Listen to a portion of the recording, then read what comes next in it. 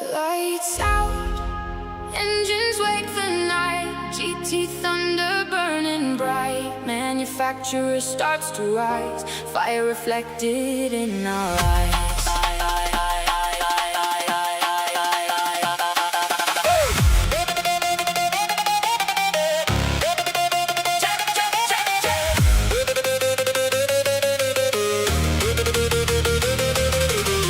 Carbon fiber, painted scars, GT4 and GT3 stars. Manufacturers side by side, every driver born to fight. Pit lane pressure, countdown screams, living faster than our dreams. Slipstream pulling through the rain, milliseconds decide the game. Headlights cut through clouds of smoke, every overtake feels close. Front straight shaking from the sound, thousands screaming all around. No fear when the tires slide, no sleep on this midnight ride. One chance to become immortal now, feel the circuit shake somehow. Full throttle, take the lead, faster than the eye can read. GT legend chasing light, racing wars ignite tonight. Slipstream closer, door to door, hear the engine start to roar. Checker flag above the crowd, podium dreams are calling loud.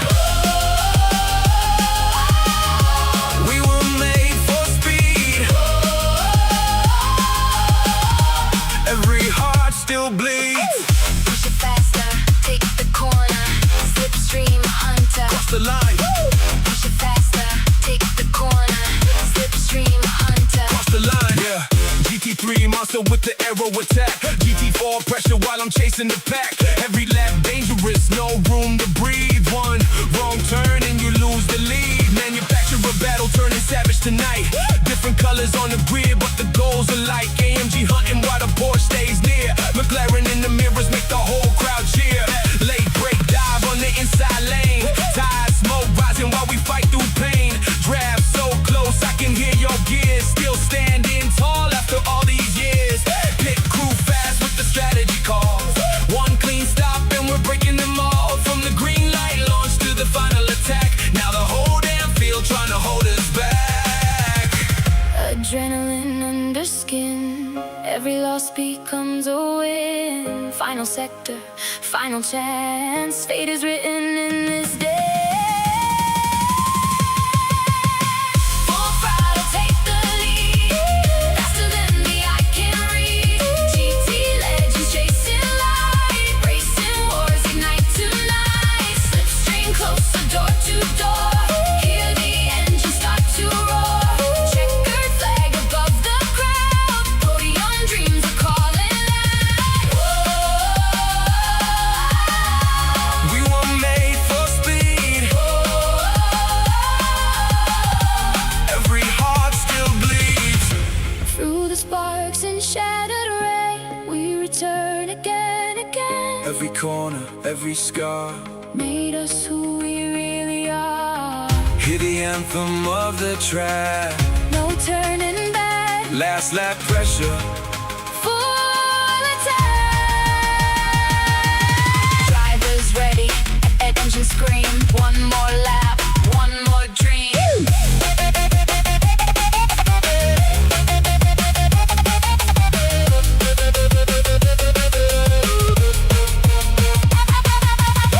Full throttle, feel the fire, burning higher and higher. GT4 and GT3, rewriting our history. manufacturer, kings collide, no surrender, left inside. Checkered flag for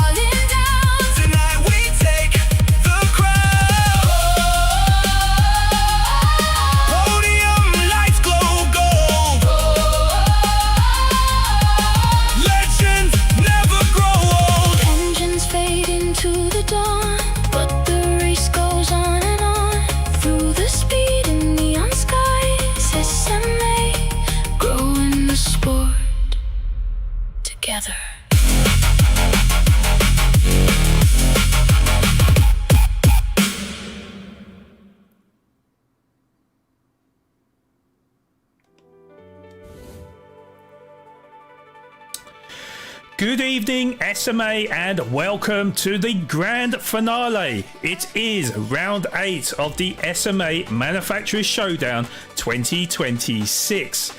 This has been a season of firsts. First time we have provided a GTWS style manufacturers season. A first for SMA where we have divided up the points from the qualifying rounds to the lockdown phase. A first in SMA where we've made special rounds involving 2 sprint races in one round. A first in SMA where we've had 5 different race winners in a single season. And a first in SMA when going into the last round that the championship at the moment is not yet sealed.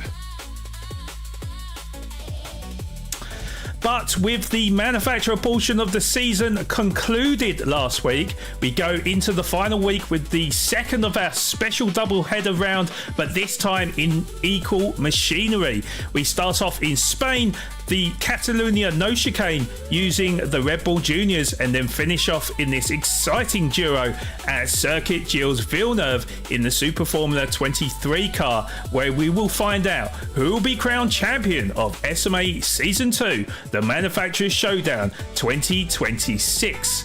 For the last time, it is myself, Sean Madden, aka FlawedGeniusGaming, here to present to you this highly intense round for the drivers, showcasing the greatest of SMA in Tier 1 today, and we are live.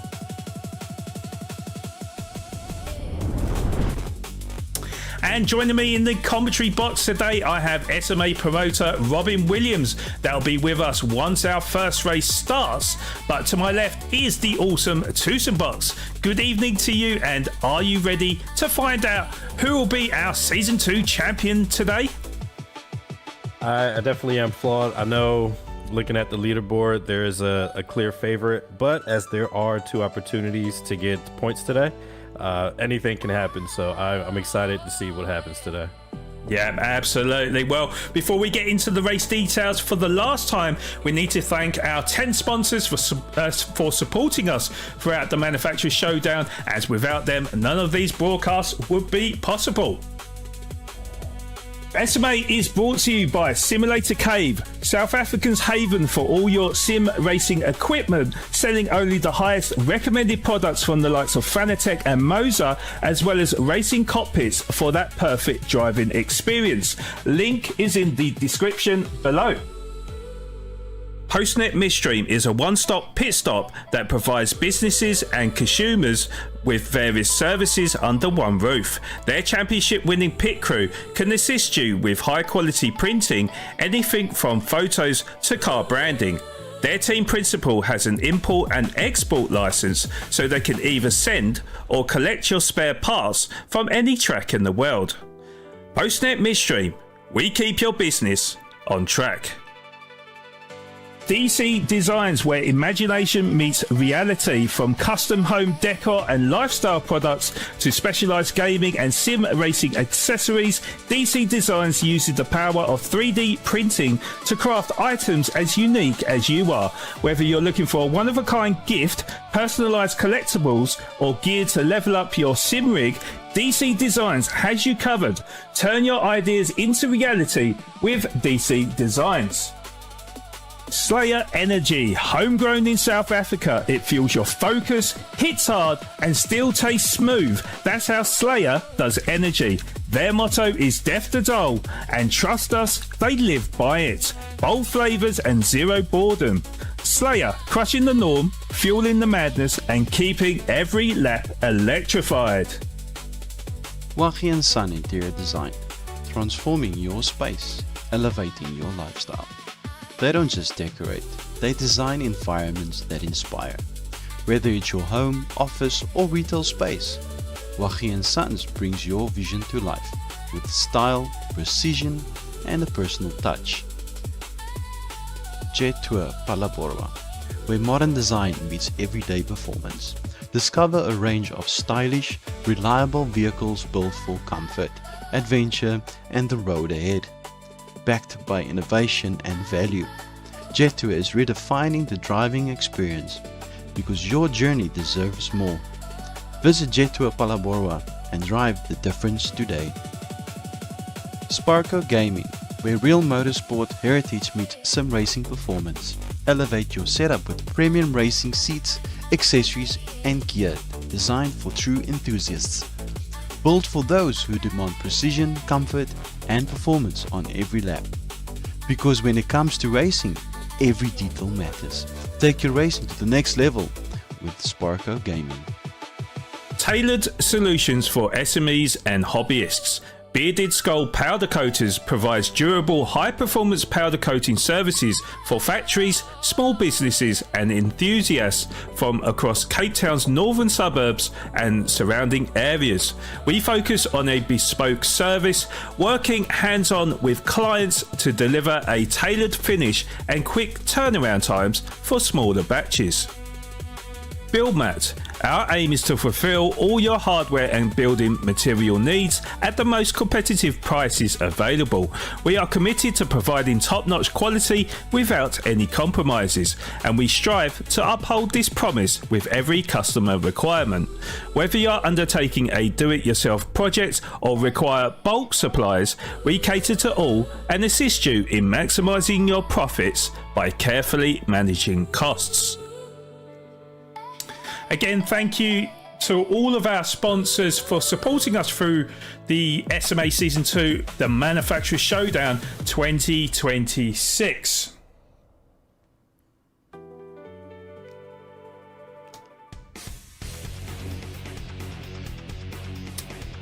So, Tusmbox, can you run us through the track, the race details and the car the drivers will be using for our first race, please? Sure thing, Flawed. So today we are driving at Circuit de Barcelona-Catalunya, specifically the no chicane variant. This track was built in 1991 to host the Formula One Spanish Grand Prix, and this track has served as a staple in F1 where much of preseason testing is hosted, where they last did preseason testing, in 2022. The track was originally created without the chicane. The chicane was built in 2007. However, Formula One reverted to the no chicane variant after 2022, and this is the rendition we are racing on today. Now we will take a look into the settings for today's race. Well, today's first race, I should say. The sprint race is going to be 12 laps. Drivers will have a grid start with false start check. The race will take place in the late morning. The drivers will be required to use both the medium and soft tires. Tire wear rate is set to 3x as well as the fuel consumption. Refueling speed is at 6 liters per second, and there is no rain forecasted for this track today. Now on to the car for today's first race. It is the Red Bull X 2014 Junior. Born from the Fan Car project in a collaboration between Gran Turismo and Red Bull Racing, the X 2014 series of cars was created in 2013 and debuted in Gran Turismo 6. Its 2-liter engine has a power output of 246 horsepower, and this car weighs a mere 550 kilograms. This entry model to the X 2014 series of cars is sort of like a Formula 1 3 model if you were to compare it to its Formula 1 counterpart. Flawed, can you take us through the results from the previous round 7? Yeah, absolutely, Tusm. So, round 7 was full of surprises as it was TNR Captain Slow coming across the checkered line first to taste victory for the very first time in SMA. It was yet another surprise to see the Sam duo of Steele and Trusp to round off our podium finishes, as Steele was to grab his best ever result in second and first podium too, with Trusp performing the drive of the day as he fought his way back from a lowly 12th from qualifying to finish the race in third. After leading the race for large parts, SAGT Nutcap his race would fall apart in the closing stages, being on the wets on a drying track. He would have to settle for 4th ahead of KD the Kai, who would finish closely behind in 5th, with VSR Wolfie claiming a solid 6th position. That will be his last result of the season as he's away on holiday for this round, with Gilla in 7th, TNR Mo Flavour in 8th, teammate Ray Carter in 9th, and a disappointing day at the office for SAGT Latari as he rounds off our top 10. It will also be a disappointing day for TNR Whipperman, who initially qualified in 3rd, but mistakes cost him to finish in 11th ahead of VSR Kennels in 12th. And rounding off our round 7 grid would be MGR Laquera, who finishes in 13th. So how has that affected things after 7 rounds in Tier 1? So going into the last round, the standings are as followed, with 1 dropped point score included.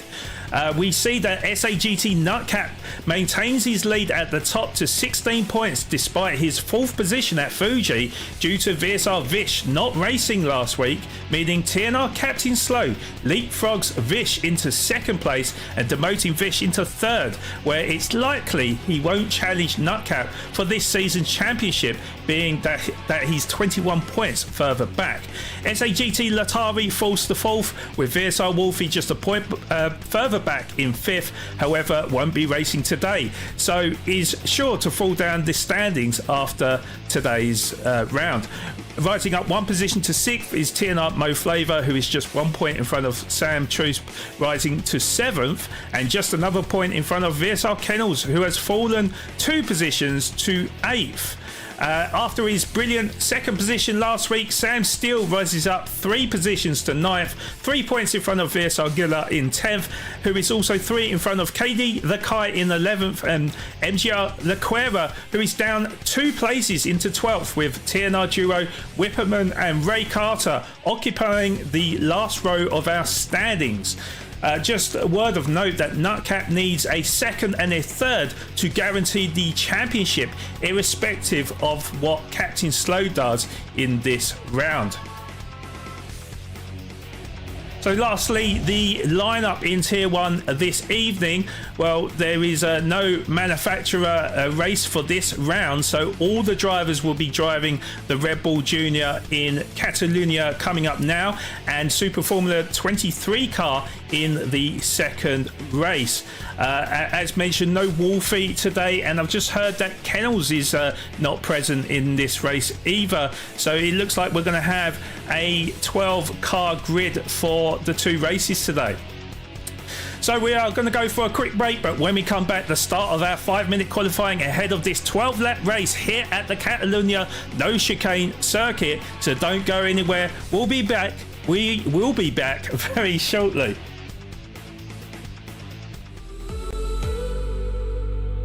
SMA is brought to you by Simulator Cave, Postnet Midstream, Right Recruitment, DC Designs, Slayer Energy, Waggy & Sons, Jetor, Sparko Gaming, Bearded Skull, and Build Mat, our official sponsors of SMA Season 2 Manufacturers Showdown 2026.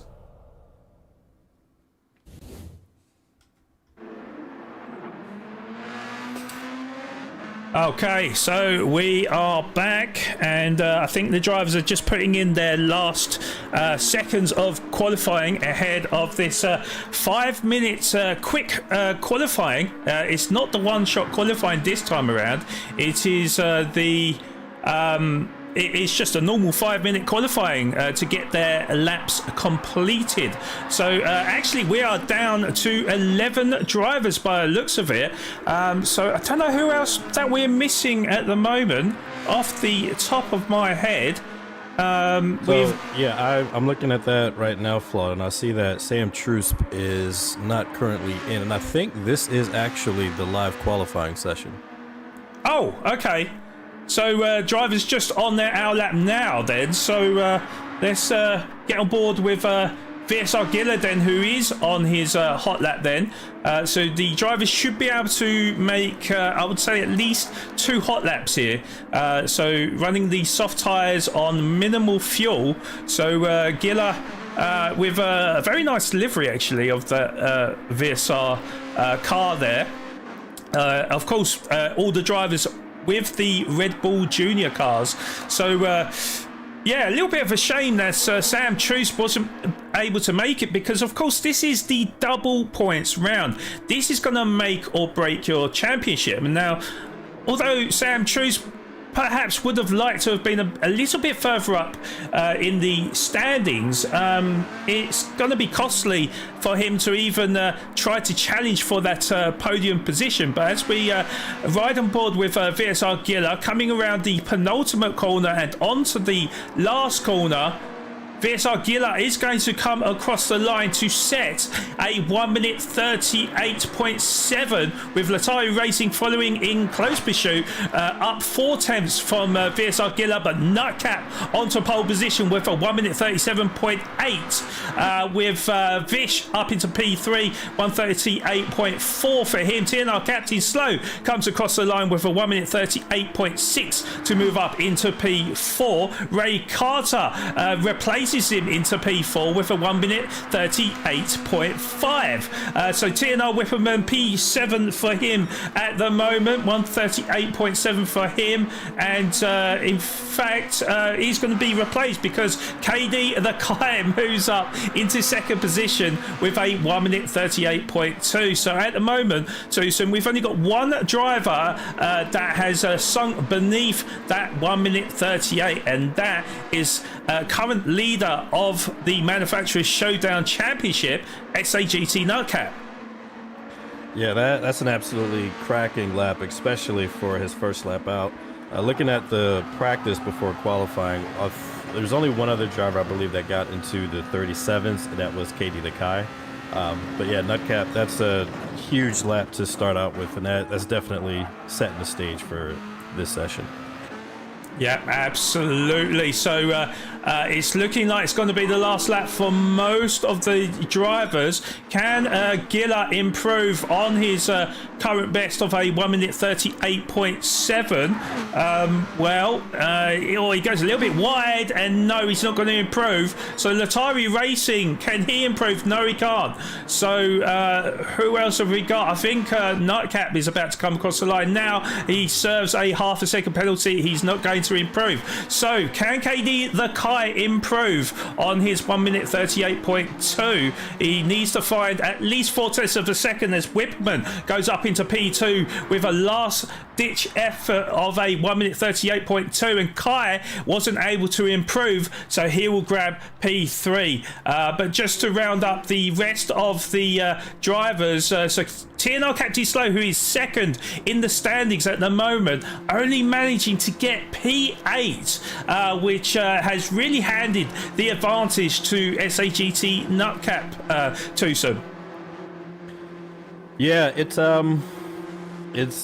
honestly impressive job from all the other drivers out there. Captain Slow, he does have a little bit of work to do if he wants to hold on to that P2, but you know, he's a great driver like all these other drivers, so we can't count him out by any means.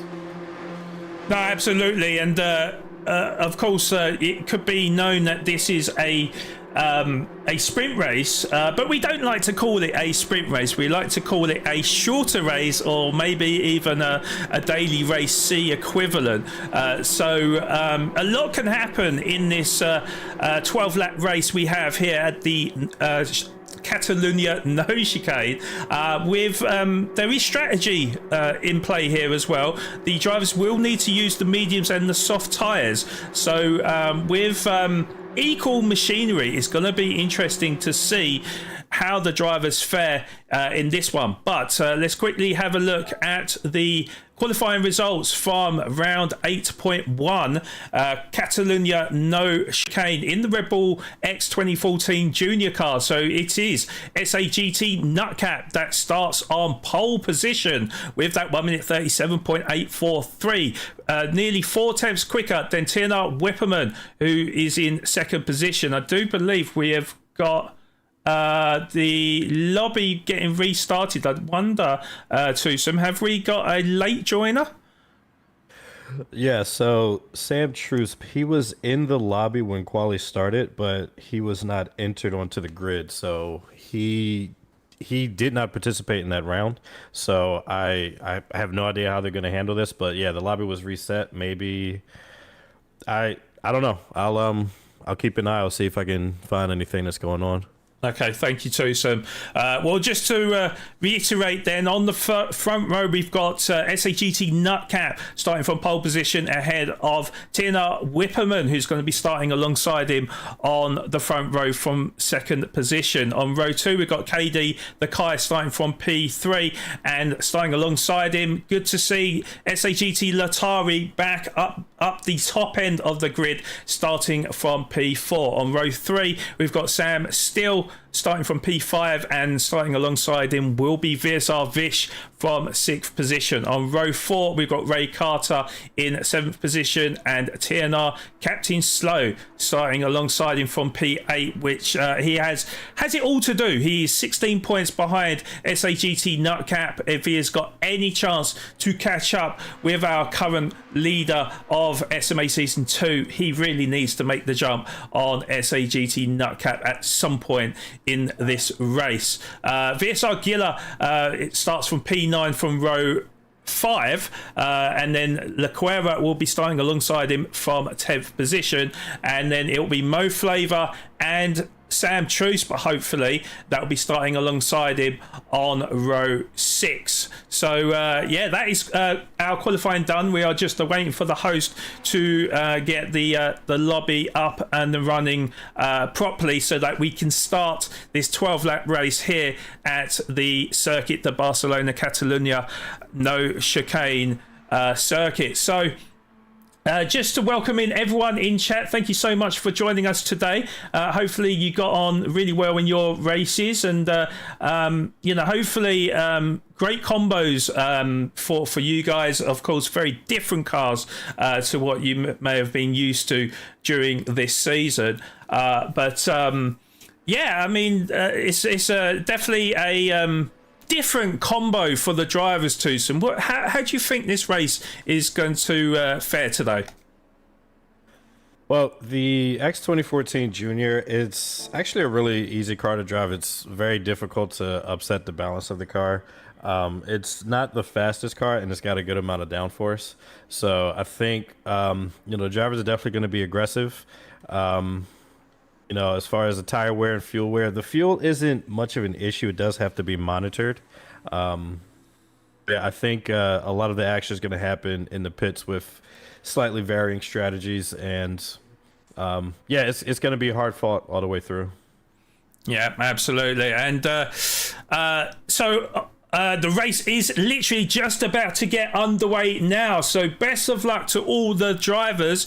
And we can't say about Nutcap having that lightning start now that he's not in a Citroen. So as we get on to the grid now, it is going to be SAGT Nutcap and TNR Whipperman to get us underway for the grand finale of the Manufacturers Showdown. It is Catalunya no chicane in the Red Bull Junior cars, as we got 5 red lights, and it's lights out and away we go. And a good start from SAGT Nutcap ahead of Whipperman. KD the Kai following suit in 3rd position, and Nutcap pulls to the inside line. So it is a kind of a line of start between the top 3 drivers, but Latari Racing always kind of went a little bit squirrely on the exit. I think there's a little bit of commotion in the background as we've got 3 wide between Laquera, Gilla and Ray Carter,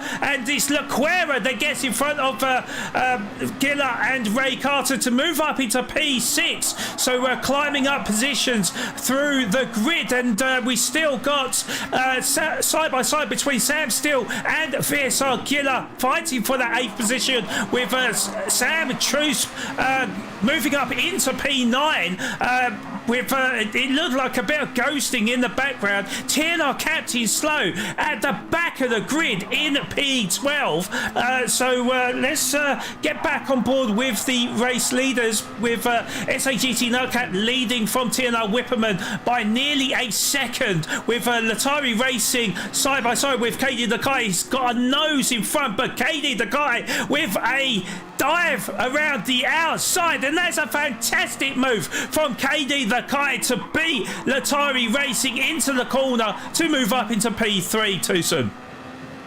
Yeah, while that was happening, Gilla coming out of that hairpin, it looks like he might have got pushed a little bit wide. He drops down to P11, unfortunately. Okay, well, there's certainly going to be some movers and shakers as we go down the pit wall straight now, as we got 3 wide between Sam Steele, VSR Gilla, and TNR Captain Slow, who's going to come out on top. It's looking like TNR Captain Slow has got the inside line of VSR Gilla, but VSR Gilla is going to sweep around the outside of him to hold on to that 10th position, with Captain Slow up into P11 ahead of Sam Steele in 12th position, but looking very, very tight between second and third, between TNR Whipperman and KD the Kai. KD the Kai looks like he's on a bit of a charge right now, as he looks to size up an opportunity on the TNR driver with Latari. Looked like he went a little bit deep into the hairpin and losing ground to KD the Kai, who is 1.5 seconds behind him in 4th position, Tucson. Yeah, so the good thing for Latari is that he's the first of the medium runners, so he's actually in a pretty good position. If he can maintain his pace, he might be able to have the second half of this race come to him, if he can keep this pace up. Okay, well, we've got side by side between KD Lakai and TNR Whipperman, but again, KD Lakai around the outside to move up into second position. Both of them are on the soft tyres, so no advantage to KD Lakai, and now looks to hound down SAGT Nutcap, who is 1.6 seconds up the road from him. SAGT Nutcap, of course, starting on the racing soft tyres with the perfect start to this round 8 race. So KD the Kai, well, now he'll be hoping that TNR Whipperman works with him so that he can start clawing the deficit to SAGT Nutcap, but Nutcap definitely going about his business the right way. If he wins this race, then surely SAGT Nutcap will win SMA Season 2, and it will be back-to-back championships for the SAGT driver. The first championship under SAGT, I have to say, though, when he last won the SMA Season 1, he was a TNR driver back then. But yeah, certainly for himself personally, it will be back-to-back championships. So KD Lakai will be looking to stop him in his tracks, but of course probably the more worrying thing is that TNR Captain Slow is in a lowly P11 at the moment, trying to fight his way up the grid, but VSR Gilla is not going to make it easy for him as they battle for position. It's looking like TNR Captain Slow is going to try and size up an opportunity. Oh, a little bit of a lunge from VSR Gilla, nearly made contact with Mo Flavor, but able to, more importantly, hold off TNR Captain Slow to hold on to that 10th position, Tosa. Yeah, I'm not sure if that was an offensive attack on Mo Flavor or if he was overly defended from Captain Slow, but yeah, that was really, really close to contact, but he did well to avoid that hit to Mo Flavor. Okay. Oh, and I was just about to say, KD Lakai looked like he was starting to close in on SAGT Nutcap, but he has just picked up a half a second penalty, so that is not going to help his cause. TNR Whipperman has fallen back a little bit in 3rd position. 1.2 seconds is the gap to him and KD Lakai. Latari Racing, well, we know he's on the medium tyres, so he will be slower at this point, but he has got a TNR Ray Carter firmly in his mirrors as he looks to size up an opportunity, of course, on the superior tyres of the soft tyres. So he really wants to try and make the move on SAGT Latari as soon as possible, with Sam Truce not too far behind, but he's also got a half a second penalty. So here comes TNR Ray Carter. If he can get a good exit out of the turn, surely he'll get the run on Latari as they go side by side as we approach the hairpin. Ray Carter, of course, we know he's on the soft tyres, but he's going to have to do it the hard way if he is to take that position away from Latari, and he does indeed take that position from Latari to move up into 4th position. So yeah, making good ground for Ray Carter, but we can see with the tyre wear that them soft tyres are starting to burn very, very quickly too. So yeah, I think the drivers today, they're going to get anywhere between 4 to 6 laps on the softs, maybe 7 if they're really careful on the tires. We got Latari fighting back to Ray Carter going down the main straight. Latari actually takes back P4 before they reach the first corner. I'm a little bit surprised. I don't know if they're aware of each other's strategies, but if I personally were in Latari's shoes, I would probably allow Ray Carter to go ahead, knowing that he's on the softer compound tires. But I mean, maybe they're not playing the team game. Maybe, you know, they have no team orders, so, you know, it's bare knuckle racing, as they say. yeah, absolutely. Oh, as Sam Steele nudges TNR Captain Slow from behind. I'm not sure if he actually meant to do that there. But yeah, I wanted to quickly have a look at Captain Slow's start to the race.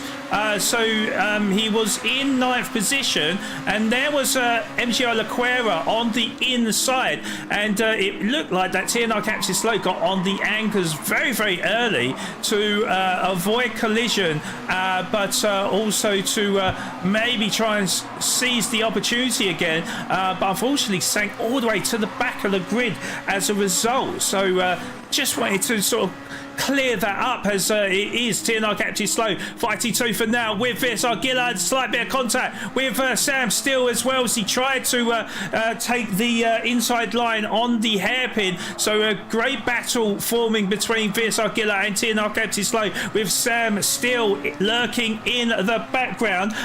But yeah, it's looking like Whipperman is coming in from the soft tyres from 3rd position, and Latari Racing getting off their medium tyres to get on the softs, with Ray Carter going on to the medium tyres. So Sam Truce is going to inherit 3rd position. He is running the medium tyres at the moment as we start lap number 6. Laquera in the background in 4th position. Laquera looking to size up an opportunity on Sam Truce now, of course, on them dying soft tyres. This is where maybe the mediums and the softs start to even out a little bit, because the medium tyres tends to be very good on tyre degradation. So Sam Truce able to hold off MGR Laquera for the time being, but the old switcheroo is performed from Laquera on Sam Truce in the hairpin to take that 3rd position. So that was a cracking overtake from MGR Laquera. So let's quickly go on board with MGR Laquera. So he switched from the outside to the inside, as it looked like Truce went a little bit deep, but it was a fantastic move from MGR Laquera to move up into 3rd position. So they are still fighting tooth and nail though, as Sam Truce comes back at him, and Laquera, he's going to have that inside line, so Truce is not going to be able to make it work on the outside. But the old switcheroo yet again performed, this time from Sam Truce, because he takes that position away from MGR Laquera as Laquera comes into the pits to get off of them dead soft tyres too soon. Yeah, I'm taking a look at the other strategies. KD the Kai, Laquera both pitting in, and Nutcap is staying out. He still has some reasonably okay tires left, so if he can put together a good in lap, you know, he'll be in a really good position to take the win. But we got to keep an eye on Latari, because he right now is absolutely flying on those new softs. He's going to do 7 laps on the softs. With a lighter car, it should be easier than starting the race on softs, but let's keep a close eye on him and see how his pace goes for the next 6 laps. Okay, well, yeah, riding on board with SAGT Latari, then he's currently 1 second behind TNR Whipperman. Of course, Whipperman on the medium tyres at this point. KD the Kite has picked up another 1 second penalty. So really pushing the limits of this circuit and pushing it a little bit too far, because that is costing him right now.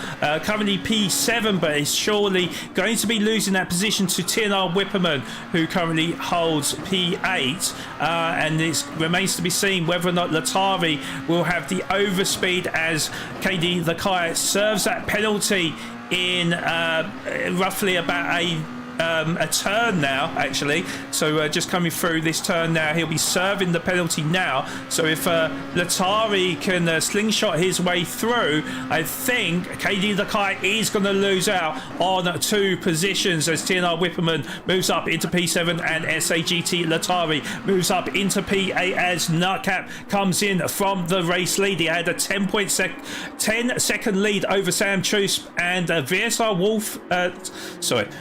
Vish as well in 3rd position, with TNR Mo Flavor coming in as well, Sam Still and Captain Slow, who was on the soft tyres, of course. So his race not really panning out for him as TNR Whipperman leapfrogs the drivers in the pit lane and resumes in 2nd position, 6 seconds adrift of SAGT Nutcap.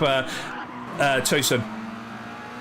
Yeah, he's under a lot of pressure from Latari. Latari's last lap was a 39.2, and Whipperman's was a 39.8, so he's right on his rear. He's trying to make his way around him. The sooner he can get past him, the sooner he can start making inroads to Nutcap. He's going to have 5 laps to overtake a 6-second gap. I think with the tire differential, he might be able to pull that off, but only time will tell. Oh, it looks like TNR Whipperman has left the door open for SAGT Nutcap to put his car into.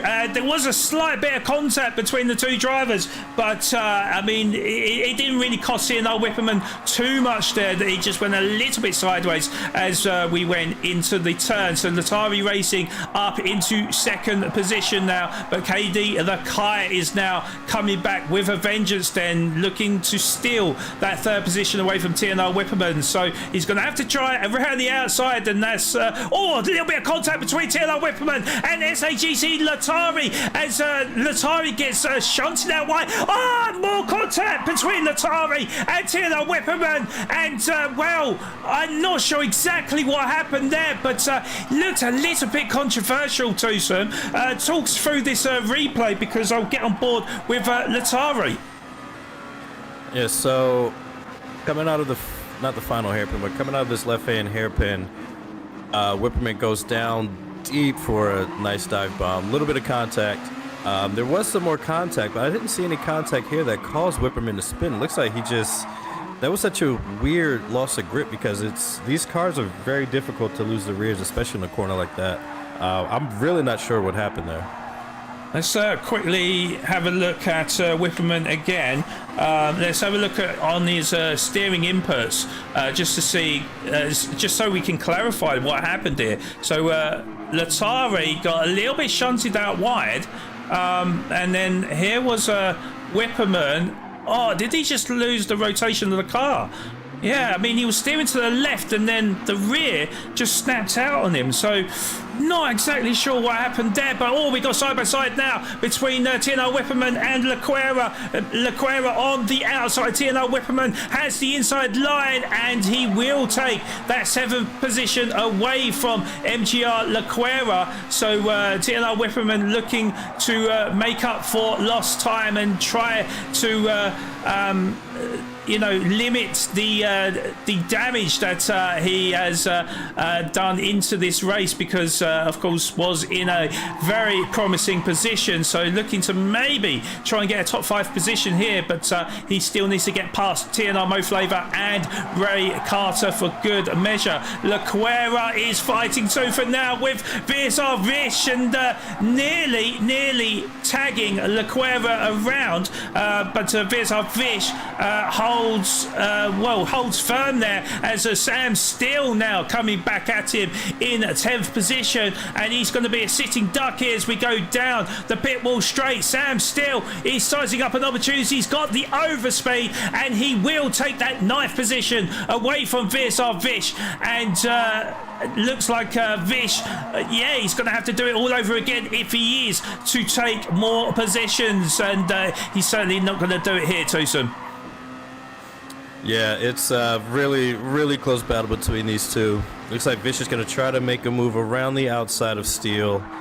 Can he make it stick? No, I think Sam's going to have just a slight advantage. Sam just barely ekes him out, but Vish might. I thought he was going to think about going down the inside, but he's going to think better of it, and he's going to stay Linus Thorne for now. Just a quick update on the leaders. Nutcap is currently serving a half-second penalty, but he has a 7.6 second gap to Lotari, and his last lap over Lotari was actually 7 seconds faster. So even with those medium tires, he still has the pace to stay out in front. All right, okay, well, MGR Leclerc just taking that position away from TNR Whipperman as he serves that penalty. So, yeah, very, very close between Ray Carter and Mo Flavor, fighting it out for that fifth position. They will not want to be squabbling too much if they are to try and catch up to the likes of KD the Kai. But it looks like Mo Flavor got a good run but had nowhere to go as Ray Carter stuck his car in front of him, but they're going to be side by side now, and it's good to see some battling between teammates, but it's looking like TNR Mo Flavor is going to take that fifth position away from Ray Carter. Of course, Ray Carter on the medium tyres with Mo Flavor on the soft tyres, so he should be stronger at this point of the race and will take that fifth position. So KD the Kai will be the next next target for TNR Mo Flavor, who is 1.7 seconds up the road from him. But yeah, as you mentioned though about SAGT Nutcap, yeah. Oh, sorry to cut you off, Flaw, but P7 through P10, we have a massive battle going on. A little bit of contact going into turn 4, but these guys are still fighting tooth and nail. Fish going down the inside of Whipperman to take P8, and that will also allow Sam Steele to take P9, so Whipperman just dropped down 2 positions in the span of 2 corners. Okay, let's catch a replay of that then. Yeah, Whipperman, it's definitely been a bit of a yo-yo race for him, that is for certain. Yeah, it's been, you know, as high as P2. Oh, and there's VSR Vish, who made a lunge down the inside as the door was left open for him, and Sam Steele followed suit as well in 9th position with Whipperman. Well, Whipperman is still fighting tooth and nail with Sam Steele, and Sam Steele is going to hold on to that 9th position for the time being, but here is VSR Vish as well, looking to make up lost ground as he tries to battle for that 7th position with MGR Lequera, who goes super defensive. So Lequera is making his intentions known here, as looks like VSR Vish is going to take that 7th position away from MGR Lequera. It's a great move from Vish. Lequera had no answer to it, and he's got a certain pressure from Sam Steele, who will be looking to take that 8th position away from him, with TNR Whipperman lurking in the background in 10th position, and Captain Slow at the back of the grid in P12, so he may have handed the championship to SAGT Nutcap, who is leading by 7.5 seconds over SAGT Latari, who is holding a brilliant 2nd position. It'll be Sam Trusp in a podium position at the moment, who has a 2.3 second lead over KD the Kai, who has a 1 second lead over TNR Mo Flavor. So the top 5 drivers are looking good for their position, with Sam Steele moving up into P7 ahead of VSR Vish in P8. Lequera with a late move down the inside, but just got on the anchors in time. But SAGT Nutcap is going to come across the line to win round 8.1 and surely securing the SMA Season 2 Manufacturers Showdown Championship. Well, he'll be hoping for it. It's almost mathematically his, but certainly puts him in a fantastic position to take back-to-back championships for him, with Latari Racing finishing in second, Sam Trusby in third, KD the Kai in P4, Mo Flavor in P5, TNR Ray Carter in P6, Sam Steele in P7, VSR Vish in P8, MGR Lequera in P9, TNR Whipperman in P10, VSR Giller in P11, and TNR Captain Slow rounding off our grid in round 8.1. Tusm. Yeah, that race was absolutely incredible. With these shorter races, there's less opportunities to overtake, and we saw that out on track. Drivers were making some very aggressive moves. There's a good amount of rubbing and racing, but it was absolutely fanatical, and I can't wait for a second one. Like, this isn't over yet, guys. No, it's not indeed. This is just part 1 of 2. But yeah, just confirmation that SAGT Nutcap, with his 3rd race victory of the season, surely he has claimed his SMA Season 2 title with his latest win, with SAGT Latari grabbing 2nd position over Sam Trusp in 3rd. They will be interviewed at the end of race 2 and maybe joined with other drivers, who knows. But KD the Kai finishes in P4, his joint best finish of the season, with TNR Mo Flavor in P5. It is TNR Ray Carter back to form in 6th position, with Sam Steele claiming 7th position ahead of VSR Vish in P8. And then it is 9th position going to MGR Lequera, a top 10 finish for TNR Whipperman, who again qualified really well, but couldn't produce the race result that he would have wanted, finishing in 10th, with VSR Giller in P11, and TNR Captain Slow, who was 2nd in our standings, not able to capitalise, not able to put pressure on Nutcap, and as we mentioned, surely has handed the championship to SAGT Nutcap. So yeah, absolutely phenomenal race. And like I say, we have got another race coming up very, very shortly. So let's take you through to the next, what's it called? The next race details. So let's just bring you over to, in fact, let's just go for a quick ad break, and then we'll release you the details for race number 2. SMA is brought to you by Simulator Cave, HostNet Midstream, Right Recruitment, DC Designs, Slayer Energy, Waggy & Sons, Jetor, Sparko Gaming, Bearded Skull, and Build Mat. Our official sponsors of SMA Season 2 Manufacturers Showdown 2026.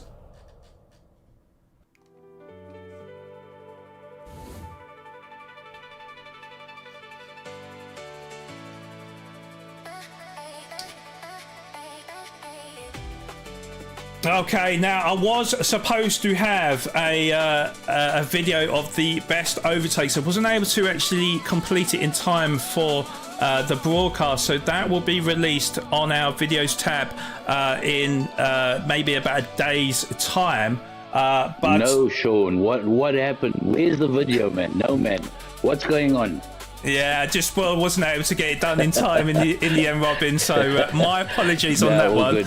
But how you doing, though, Robin? I almost forgot that you was joining us in the commentary booth today. So welcome. No, thank you. I was heavily involved with the chat, and thanks to everybody that's in there. But what an amazing race! And sorry to say, there was just no space for the third co-coms person. It was just too fast and furious, but an amazing show from the SMA GOAT. I think I should call him the SMA GOAT from day onwards. Clearly, I think claiming the championship for Season 2. So well done to Scott on that, but looking forward to the next one. Next race, Sean. And how was Tier 9? Of course, you was the host for Tier 9 today. Did they get on okay? I'm so proud of Blikkies. Blikkies won the first race, so well done to TNR Blikkies against Super Spartan. But they both did well, and then Super Spartan won the second race quite comfortably, actually. So, but well done to the drivers in Tier 9, and a great win championship for Super Spartan in the UK. Nice. Okay. Well, that's absolutely fantastic. And obviously, I'm guessing that you watched the first of our two shorter races in this open wheel special round. What are your thoughts on what you saw? Well, you know what? I've been wanting to interview Ibi for so long. You know this. It's one of the drivers that I was rooting for the entire race. Unfortunately, looks like he lost his car and couldn't recover from that. But just well done to all the tier guys. These cars are extremely difficult to drive, especially with dirty air as well. And I saw some contact, but I also saw some lifting and the spec shown after contact, and so well done for all the drivers showing the respect on the track, which they have done the entire season, and very proud to be part of a community that races clean. It's kind of like our foundation of our league, and we hope to carry that forward. But just well done to all the drivers in a difficult race that the race director has put them through for this entire season, actually. Yeah. Well, I wanted season 2 to be full of surprises, and is certainly shaken up the grid throughout season 2, and of course we had drivers with their first podiums, their first race victories. So I feel like it's mission accomplished in terms of trying to even up the grid. But yes, we have got one more race coming up. So let me bring you on to the race details. So Tusmbox, if you can read us through the track, the settings and the car for race 2, that will be much appreciated. Sure thing, Flawed. So our second race is taking place at Circuit Gilles-Villeneuve, one of two of the newest additions to the Gran Turismo series. Circuit Gilles-Villeneuve currently hosts the Formula 1 Canadian Grand Prix. The street circuit was built and first raced in 1978, and the first Formula 1 race hosted there was won after the driver that it's named after. Aside from Formula 1, the circuit has also hosted races for the World Sports Car Championship, the Champ Car World Series, the NASCAR Pinties and Nationwide Series, as well as the Grand Am Rolex Sports Car Series. Now on to today's race 2 settings. We have a 14-lap race, and just like the previous race, the drivers are required to use both the mediums and the softs. Tire wear rate is now at 8x, and fuel consumption is at 5x. Refueling speed is at 6 liters per second, and the weather is random. Now we will take a look at the car for our final race of the season. The drivers will be driving the 2023 Super Formula. Now this car replaces the 2019 model, and the 2023 Super Formula has aerodynamic changes to allow for better overtaking possibilities. With 625 horsepower, a curb weight of just 670 kilograms, and very high downforce levels, this is one of the fastest machines GT7 has to offer. This car also has an overtake function which increases the amount of fuel flow, thereby increasing horsepower, and the drivers will be using this both to attack and defend from other drivers. Thank you, Tusum. So the drivers know what's at stake here, and Robin, I don't know if you've had a go, or you've had any experience of these Super Formula 23 cars, what sort of strategies do you think that the drivers will face in this race today? Look, it's kind of like very difficult with regards to strat because I think of the DRS which comes into play. So you could be doing medium time, you could be doing soft times on the mediums, and prefer to use the DRS during your medium strat. I had the pleasure of watching Panic Potato and Latari earlier in the week on this track. Skillful buggers that they are. Look, I think I really think the dirty air plays a big factor in these types of cars. And with the track, with very, very difficult overtakes, obviously the DRS is going to be used. So lots depending on, how to use your DRS and maybe use it on your last stint. And so very difficult to talk about the strat when there is a DRS involved. So it's going to be interesting to see who uses the DRS and in which part of the race they use it, Sean. Yeah, absolutely. Well, the drivers, I think, just putting in their last bits of practice before this 5-minute quali here at the Circuit Gilles-Villeneuve. So let's take you back to the track.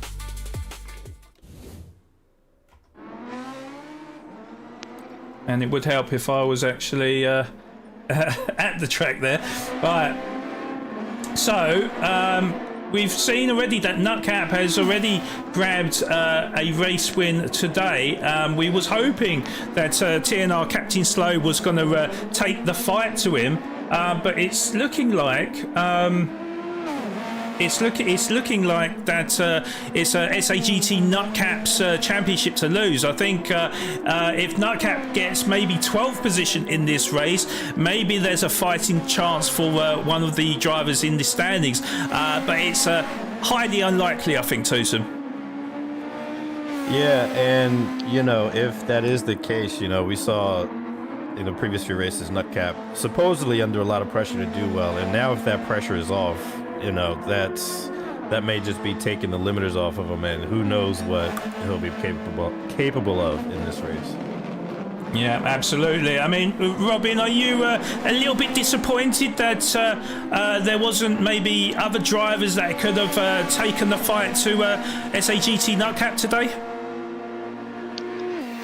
I think to be fair to all the drivers, I think they all gave it a go throughout the entire season.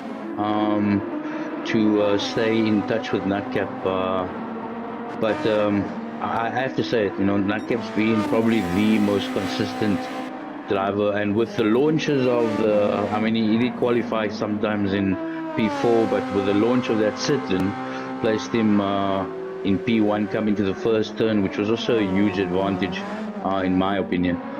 But the consistency and the pace of Nutcap the entire season has really been amazing.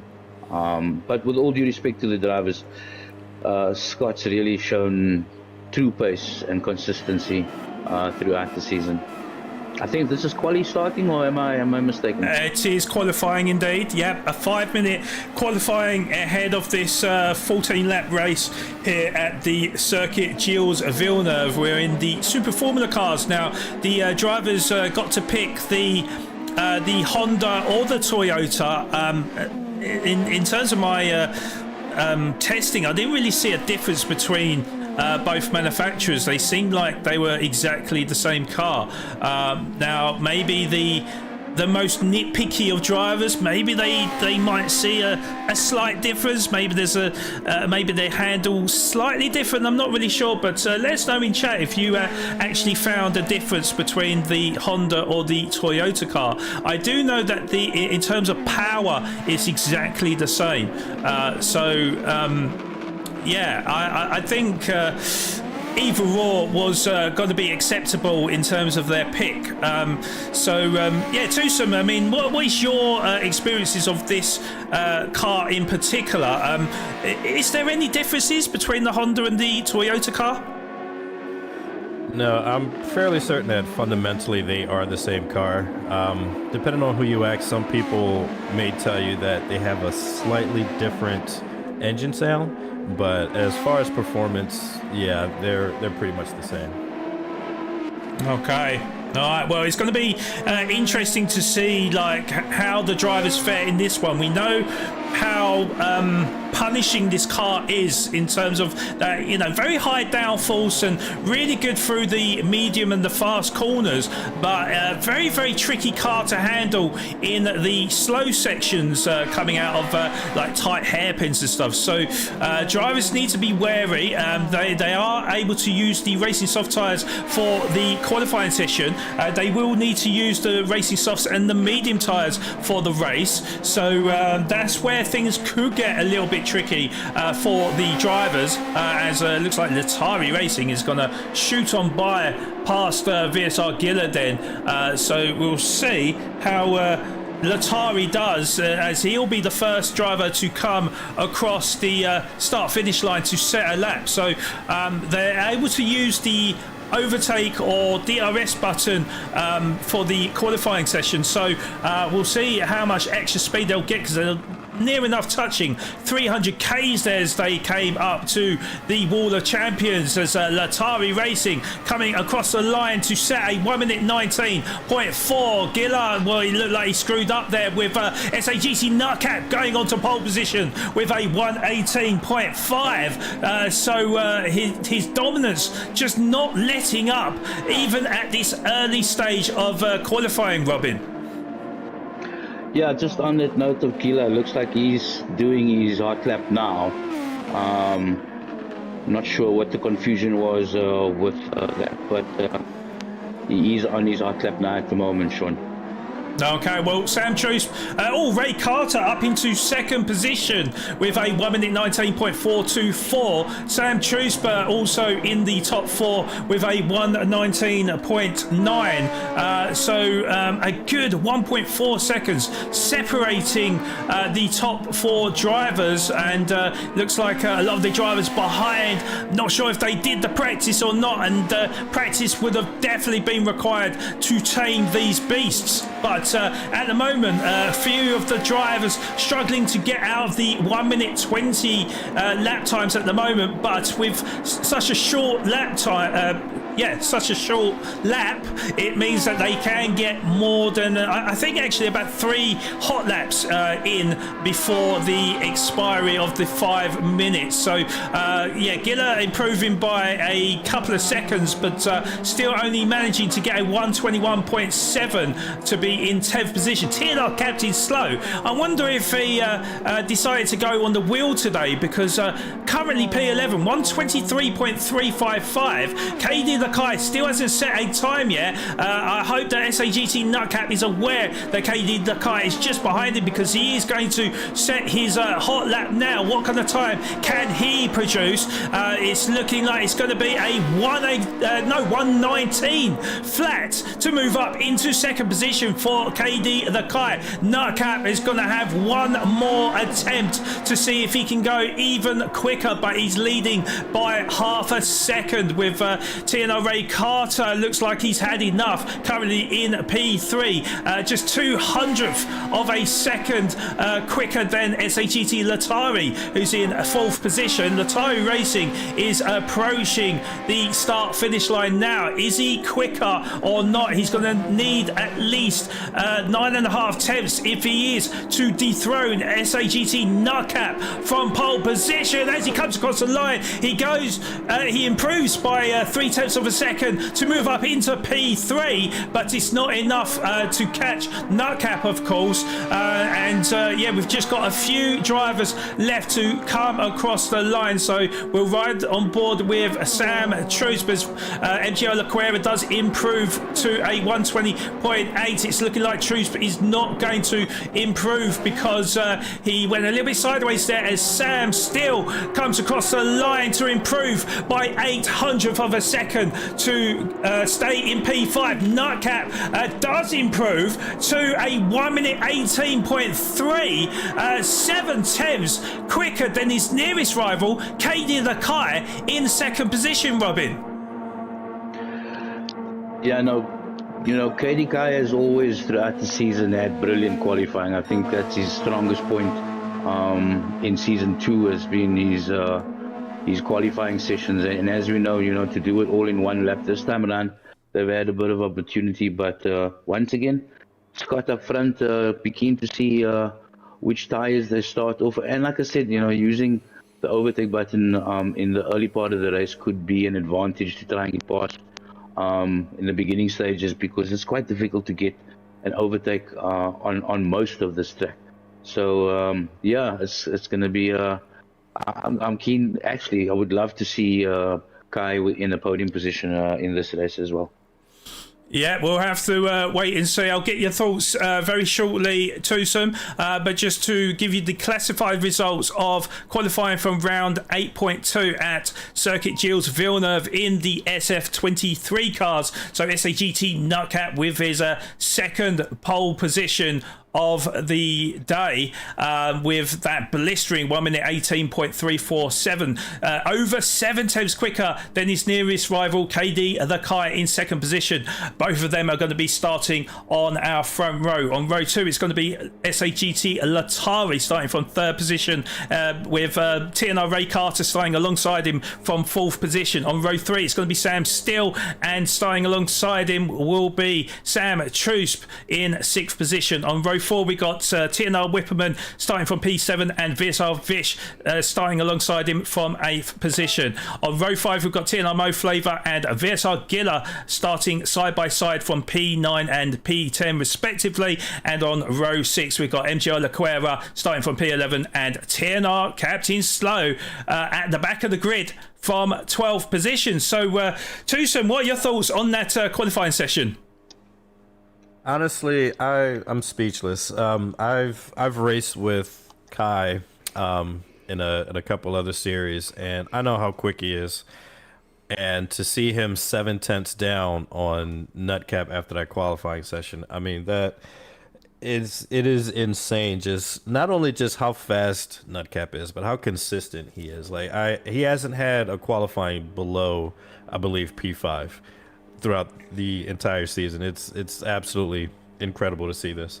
But the rate, anything can happen in the race. So it's a lot of fast drivers here. This car is extremely difficult to drive, but these are all talented drivers. And if you thought last race was exciting, get your snacks ready, because this one is going to be insane.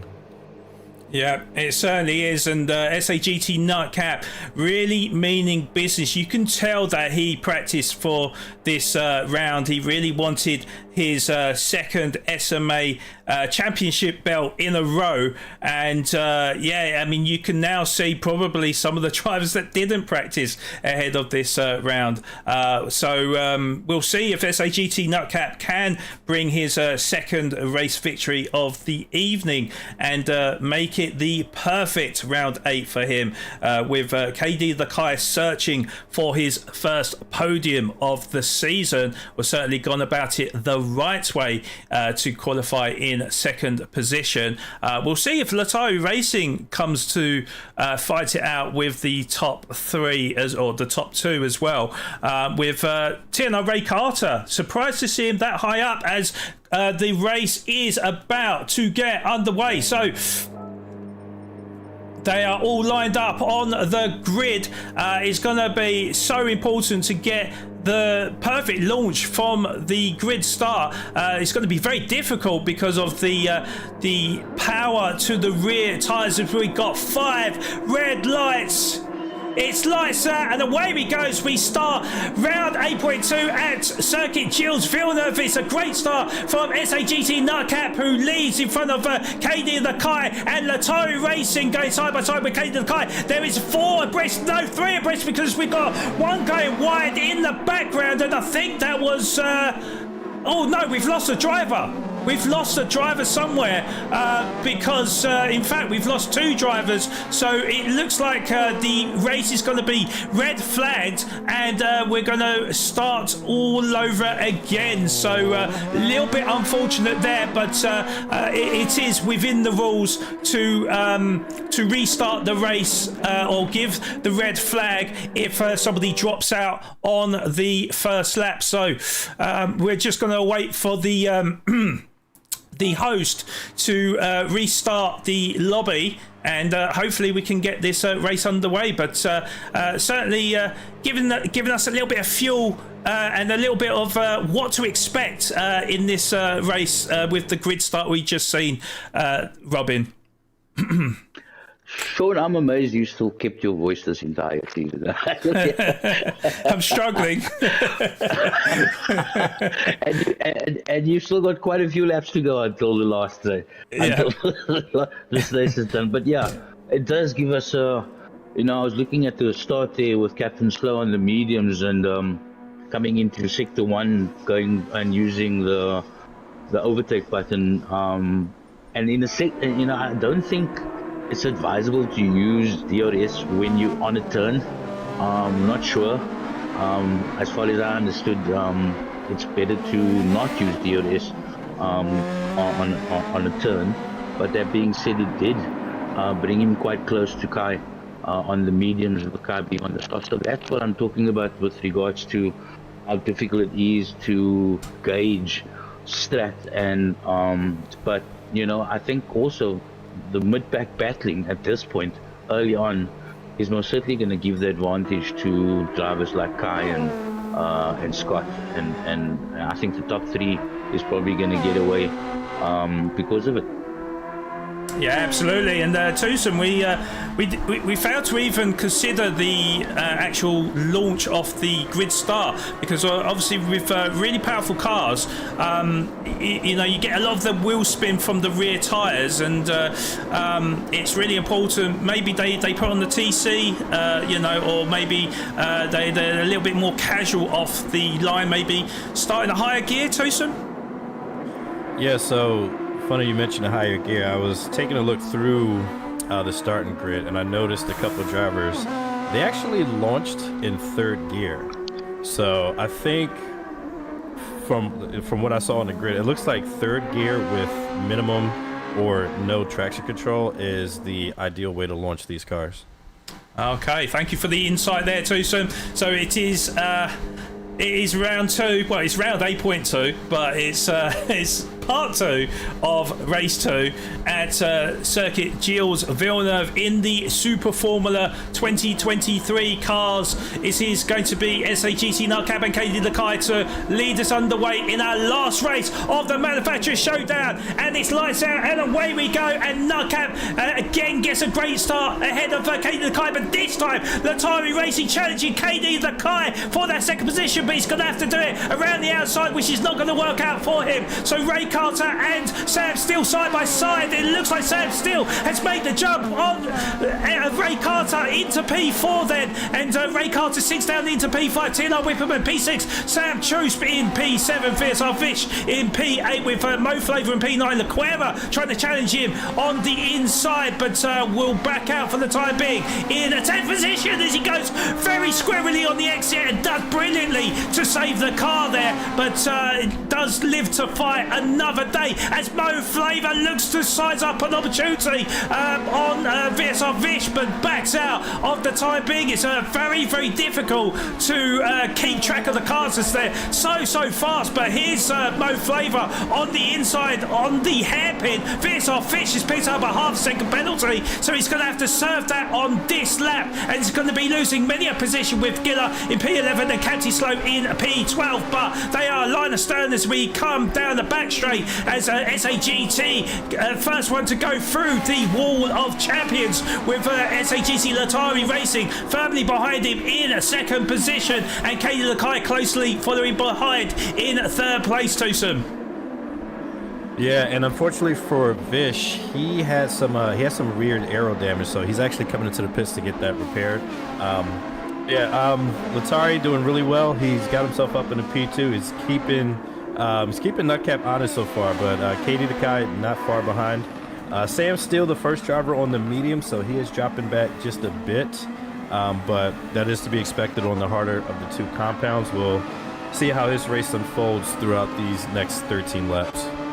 Yeah, indeed, as we ride on board with Ray Carter, looks like he's got a great opportunity on Sam still, but tries not to do anything silly and backs out for the time being, knowing that he has a long straight ahead of him. And of course, the boost button is so important here, is about using it at the right time, and I do wonder whether or not TNR Ray Carter will be deploying the overtake button.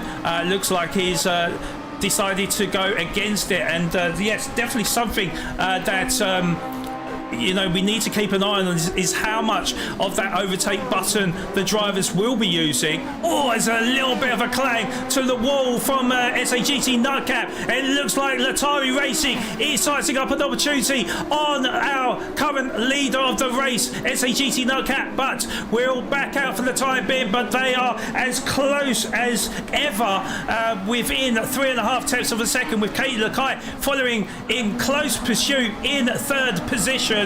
So very, very tight between the top three drivers. 7.5 tenths covering the top three, with a bit of a gap now to Sam still. Oh, it's Latari goes sideways. Latari goes sideways. Can Katie Lakai take full advantage of this with the overspeeds? They go side by side down the straight now, but Latari Racing is going to get later on the brace. He's got the inside line and will hold off Katie Lakai, but Katie Lakai will come fighting back, and they will go side by side yet again as we approach the chicane.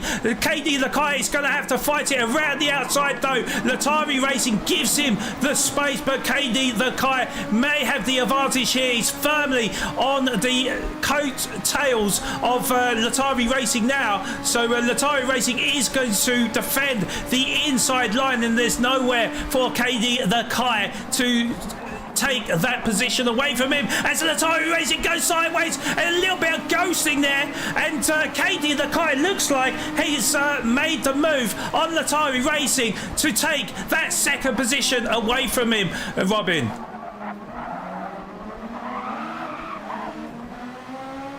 Oh, I think, Robin, you might be muted. Sorry, Sean. Yeah, it's going on. Yeah, listen, so, interesting, just looking at the DRS, Scott being the driver that is used it the least. It's funny, I'm noticing that, I'm not sure if Ray Carter, because he's got damage, that he doesn't want to use the DRS, but it looks like he hasn't used it at all. And one would think with damage that he would use DRS to try and at least gain some speed up in the straights, but I'm not sure what's going on with him right now.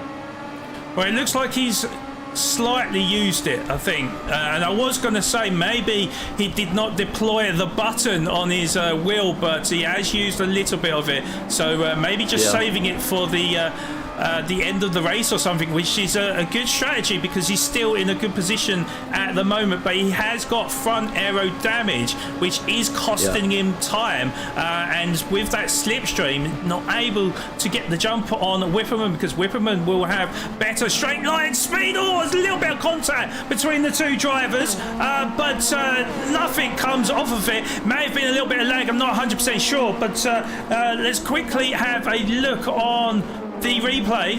That was certainly nip and tuck between the two drivers. So as we went into the turn, I think it may have been a little bit of lag actually, which is why there wasn't too much commotion there from TNR Whipperman. So yeah, they are as close as you like between the two drivers, P5 and P6 respectively, with Sam Truce 1.5 seconds behind in 7th position, as Sam Truce goes squirrely on the exit and does well to keep the car pointing forwards, but certainly a very, very scary moment for Sam Truce there, Tusm. Yeah, absolutely, but he did really well to keep the car going in the right direction, so he's still in the race. One thing I do want to mention, all the racing that Latari and Kai has done, Sam still is not terribly far back on those medium tires. It's about 2.5 seconds back. So once they swap tires, Sam still's going to be in a really good position to probably make some moves up towards the podium. Oh, it looks like Ray Carter is the. Did he deploy it? Maybe. He's going straight into the pit lane then to get off of them soft tyres and repair the damage with TNR Whipperman as well coming off of them soft tyres. So it looks like they're going to be running 9 laps on the medium tyres then. So the soft tyres really not lasting too long in these Super Formula cars. The tyre wear is very, very high though, set at ×8 for this race. So yeah, Mo Flava with rear aero damage. That car is going to be a bit of a handful when trying to control that car through the turns. Oh no! Eddie Nakai, he just spun from P4 on the second chicane. I couldn't quite catch what happened, but I saw that he was sideways. He's got front and rear aero damage. He's dropping now down to P7. He was up there fighting for the podium before that. Okay, let's have a look on the replay. I did save it, so here's KD the Kai then as we ride on board with him now. So as he goes through the turn, so getting late on the brakes, and did he get on the loud pedal a little bit too soon? Was he on the wrong gear? Because of course it's very important to use the higher gears out of the sharp turns. Let's quickly go back on board with him again. Just quickly, I can't really see because it's got the lap delta in front, but yeah, as we went into the S's, second gear, first gear, second, and yeah, it didn't change up in time and lost the rear, and that is a costly error from KD the Kai Robin, and certainly not getting your wish now of KD the Kai getting that podium. Yeah, it's probably because of you and your commentator's curse. I'm not sure why you always do it with Kai. Actually, I'm gonna have a word with you after the broadcast, but I'm just looking at Nutcap. Obviously, you know, I'm looking at Sam Steele and Nutcap's pace. And Sam Steele's obviously using his DRS during his medium stint, and that's why he's in a good position. However, that being said, I'm sure that Scott will be saving his DRS on his medium stint, and it looks pretty much, but a great consistent race from Sam Steele though, I must be honest. He's looking consistent and pretty good for podium here. And you've got Epi as well on the medium, so the Sands boys also looking pretty good right now. Or as we've got Vies Aguila sizing up an opportunity on Lequera. Lequera just letting it go by. I think Vies Aguila used the deployed the boost button there, so Vies Aguila moving up into P5 as he dives into the pits to get off of them medium tyres. So deciding to run actually more laps on them soft tyres, which is quite surprising. But yeah, just in relation to Sam Steele, as he goes a little bit sideways, loses momentum of the car, and lucky not to claim a wall there. So nearly another commentator's curse, because I was about to sing his praises. Of course, in round 7, claimed his best ever result, claiming second position, and you know, his first ever podium in SMA as well. So he's still got a 2.5 second lead over Sam Trusp. So still looking good for his second podium in a row. But that was a little bit close for comfort, I think, Tusm. Yeah, I think at this stage he's gonna probably pit now for some soft tires. But yeah, I mean, it's the level of concentration you need to be able to push these cars over the limit, not just over the course of 1 lap but 14 laps. It's incredible to see. And yeah, as expected, Sam does come into the pits. Latari also coming into the pits to get off of those soft tires. He ran those for 8 laps. A little surprising to see Nutcap stay out an extra lap. I anticipated a maximum soft stint of 8 laps. It's contact between the two drivers of Lequera and Mo Flava. Mo Flava was not looking, I don't think, to come into the pit lane. Lequera with a full send into the pit lane, and unfortunately clattered into the back of Mo Flava. So just to give you a replay on how that transpired. So you know, maybe Leclerc was expecting Mo Flava to dive into the pit, and this is always the dangerous thing. But Leclerc shunted Mo Flava into the rear side, and Mo Flava, yeah, he I don't know if he was just slowing down a little bit too much and looking to go into the pit lane, or just you know, getting on the brakes you know, quite late to take the chicane, but a little bit unfortunate there, Tusum. Yeah, this track is known for its really difficult, well, I wouldn't say difficult pit entry, because you, instead of braking, you just kind of yeet the car into the into the pit zone. So yeah, it looked like Mo Flava just was not looking to pit. He was taking the chicane normally, and yeah, that contact is, unfortunately, it's inevitable on a track like this. And as he was saying to some Epi as he came out of the pit entry, lost the rear, spun, went onto the grass. Took him about 6 seconds to get back on track. So unfortunately, that has sent him back to P11. And one of the drivers that could have possibly been in the podium now, he's got damage as well. So pit entries and exits on this track is very tricky. Yeah, absolutely. And yeah, SAGT Nutcat, as you said, Tusum, running these soft tyres a lot longer.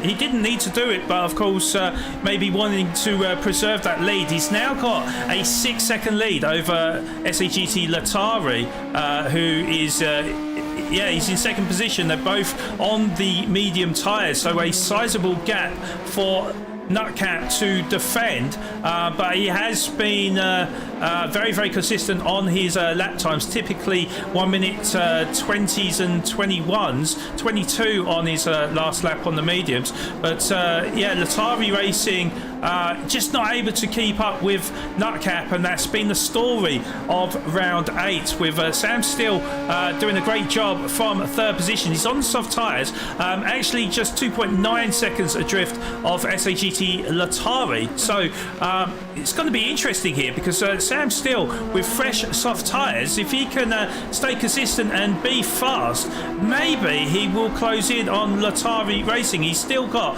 half a overtake button to use as well. Latari with a little bit less, so with 4 laps remaining, could get a little bit tasty between second and third position. Ray Carter did notice he's got front aero damage to his car, so Ray Carter, although in a great position in a P4, will be losing speed down the long straights, so it does remain to be seen if TNR Whipperman can close in on him in time by the time we get to the end of the race. We've got Giller in P6 in the minute on the racing soft tyres, so don't rule him out for a top 5 position.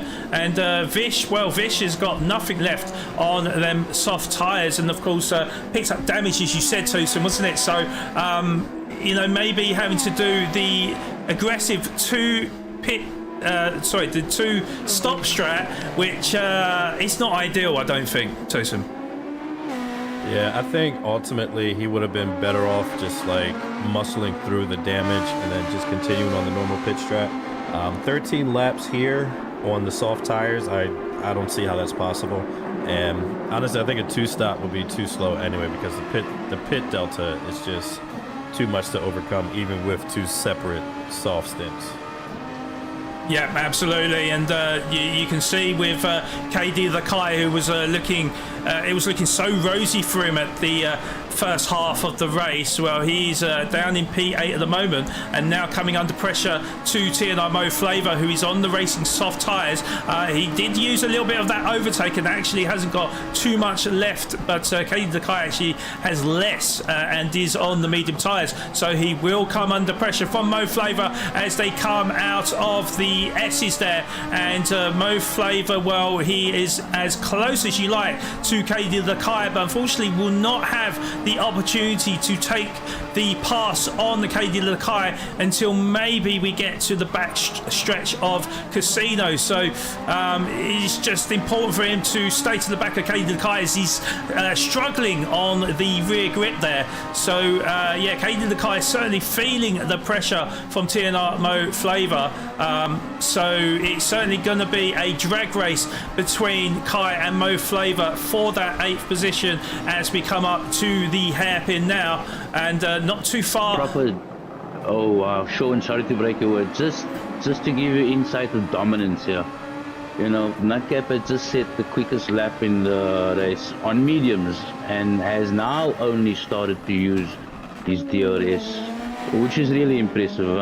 It's just a class of his own right now on this track today. I'm sorry to have cut you off there, Sean, but it was something that I had to point out. Fastest lap in the race at the moment on the mediums. Oh, we've got side by side, and actually this is why I went to stay on board with him, because Mo Flavour has made the move on KD the Kai to move up into P8. So let's quickly have a look on the replay. But yeah, TNR Mo Flavour, who was firmly behind KD the Kai as they came up to the chicane and the wall of champions. Oh, KD the Kai loses the rear end, and that is why Mo Flavour had the overspeed to take that 8th position away from KD the Kai. But it was a great save from KD the Kai, as he didn't become a victim of them walls. You know, we like to call this track almost like the Canada of Monaco's, and with the walls either side of the track, they are deadly, that is for certain. So let's get back on board with the rest of the grid, and just to respond to people in chat. So Sam Truce down into P9, so I think he may have made a mistake somewhere. Lequera top 10 position for him. Vish P11, Captain Slow. It's been a miserable day for him. I do wonder whether or not he is on the wheel today, and that is why he's not quite up to pace, which would be a shame really, because we did say at the top of the broadcast that he was the nearest rival to SAGT Nutcat, and I said to him in the interview that maybe he should stick to the controller on what he's used to maybe have that pace and take the fight to Nutcat. But we're riding on board with SAGT Nutcat because we are on the final lap of the race. So as we mentioned about Nutcat, he's been ever present this season. He has grabbed 3 race victories this season. Since the lockdown phase, he's been the most consistent driver of all drivers, and as we come through the Wall of Champions for the last time, it will be SAGT Nutcat that wins SMA Season 2, the Manufacturers Showdown, with his 2nd win of the day. Congratulations to Nutcat, with Latari Racing finishing in a brilliant 2nd position for him, and Sam Steele for 3rd position. A fantastic result for both of them drivers, with Ray Carter looks like he's run out of fuel and will lose that 4th position to Whipperman in P4. Ray Carter down into P5 with VSR Giller in P6. Mo Flavour will claim 7th position ahead of KD the Kai in 8th position, with Sam Truce coming home in 9th position ahead of MGR Lequera in 10th position. TNR Captain Slow in 11th, with VSR Vish with no tyres left on them soft tyres, so an easy pass in the end for TNR Captain Slow, and they will remain in their positions, although Captain Slow is slowing down now to take his I guess lap of honour maybe. So I don't know if there was a slight bit of contact between the two drivers, but that was the race from Circuit Gilles-Villeneuve. What a fantastic race we've seen today. What a fantastic season we've had this season. Robin, what are your thoughts? Too many. I'm going to keep the chat up too long. The broadcast will last till next weekend, Wednesday. If you ask me what I thought about season 2, just, you know, it's just been one blind of manufacturers, and all the drivers in all our tiers. Just want to give a shout out to everybody that has made the season successful. All the livery designers, you know, the cars are looking amazing. The support from the community has been amazing. Everything's been clean on and off the track as best as we could. We've had quite a few racing incidents, but this is racing. But there's been a huge improvement of sportsmanship. Apologies, standing, waiting for the driver. We've seen season 2, which shows that we are starting to get to where we are becoming proper sportsmen in our sport, and that's great to see. Yeah, absolutely. And yeah, Tusum, what are your thoughts on, well, round 8 in general and of course season 2? Well, firstly, a big congrats to Nutcap. He's putting together a racing resume that's more impressive than drivers 3 times his age. He's achieved so much at such a young age. It's nothing short of impressive. But it's this entire season, like we've been gifted some incredible races throughout the season. There hasn't been one anywhere near boring race this season. We've had action in every race from start to finish, and it's all thanks to the drivers. Like, these are some extremely talented, very incredible drivers, and it's been an honor being able to witness all this. Yeah, absolutely. Well, let me just quickly run through the provisional results. I think I didn't really see too much. Well, I saw a couple of incidents, but I don't know if there'll be too many changes or any reports. But SAGT Nutcap with his actually his 4th win of the season, but second back-to-back from round 8 with a fantastic victory, a very dominant performance from the SAGT driver with his teammate Latari with his second position of the evening with a brilliant result for him. 3rd position goes to Sam Still with his 2nd podium of the season. So we'll get the thoughts of the top 3 drivers very shortly, with TNR Whipperman claiming 4th position for him ahead of his teammate Ray Carter in 5th, of course pipping him to the post as Ray Carter ran out of fuel at the finish line.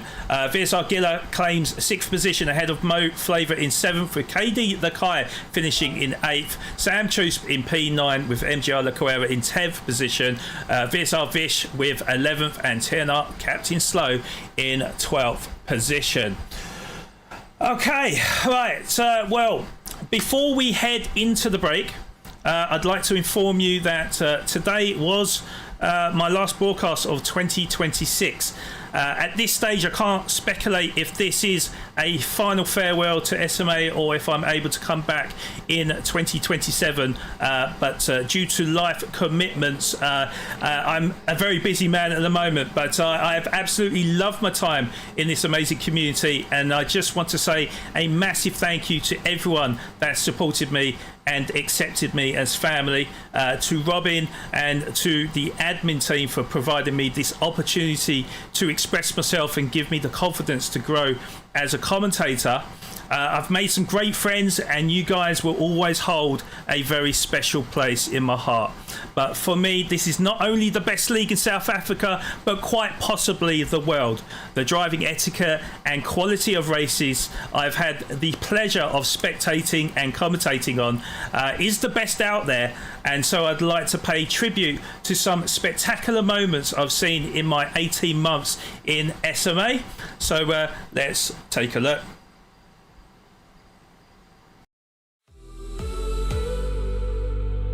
SMA is brought to you by Simulator Cave, Postnet Mistream, Right Recruitment, DC Designs, Slayer Energy, Waggy & Sons, Jetor, Sparko Gaming, Bearded Skull, and Build Matt. Our official sponsors of SMA Season 2, Manufacturers Showdown 2026.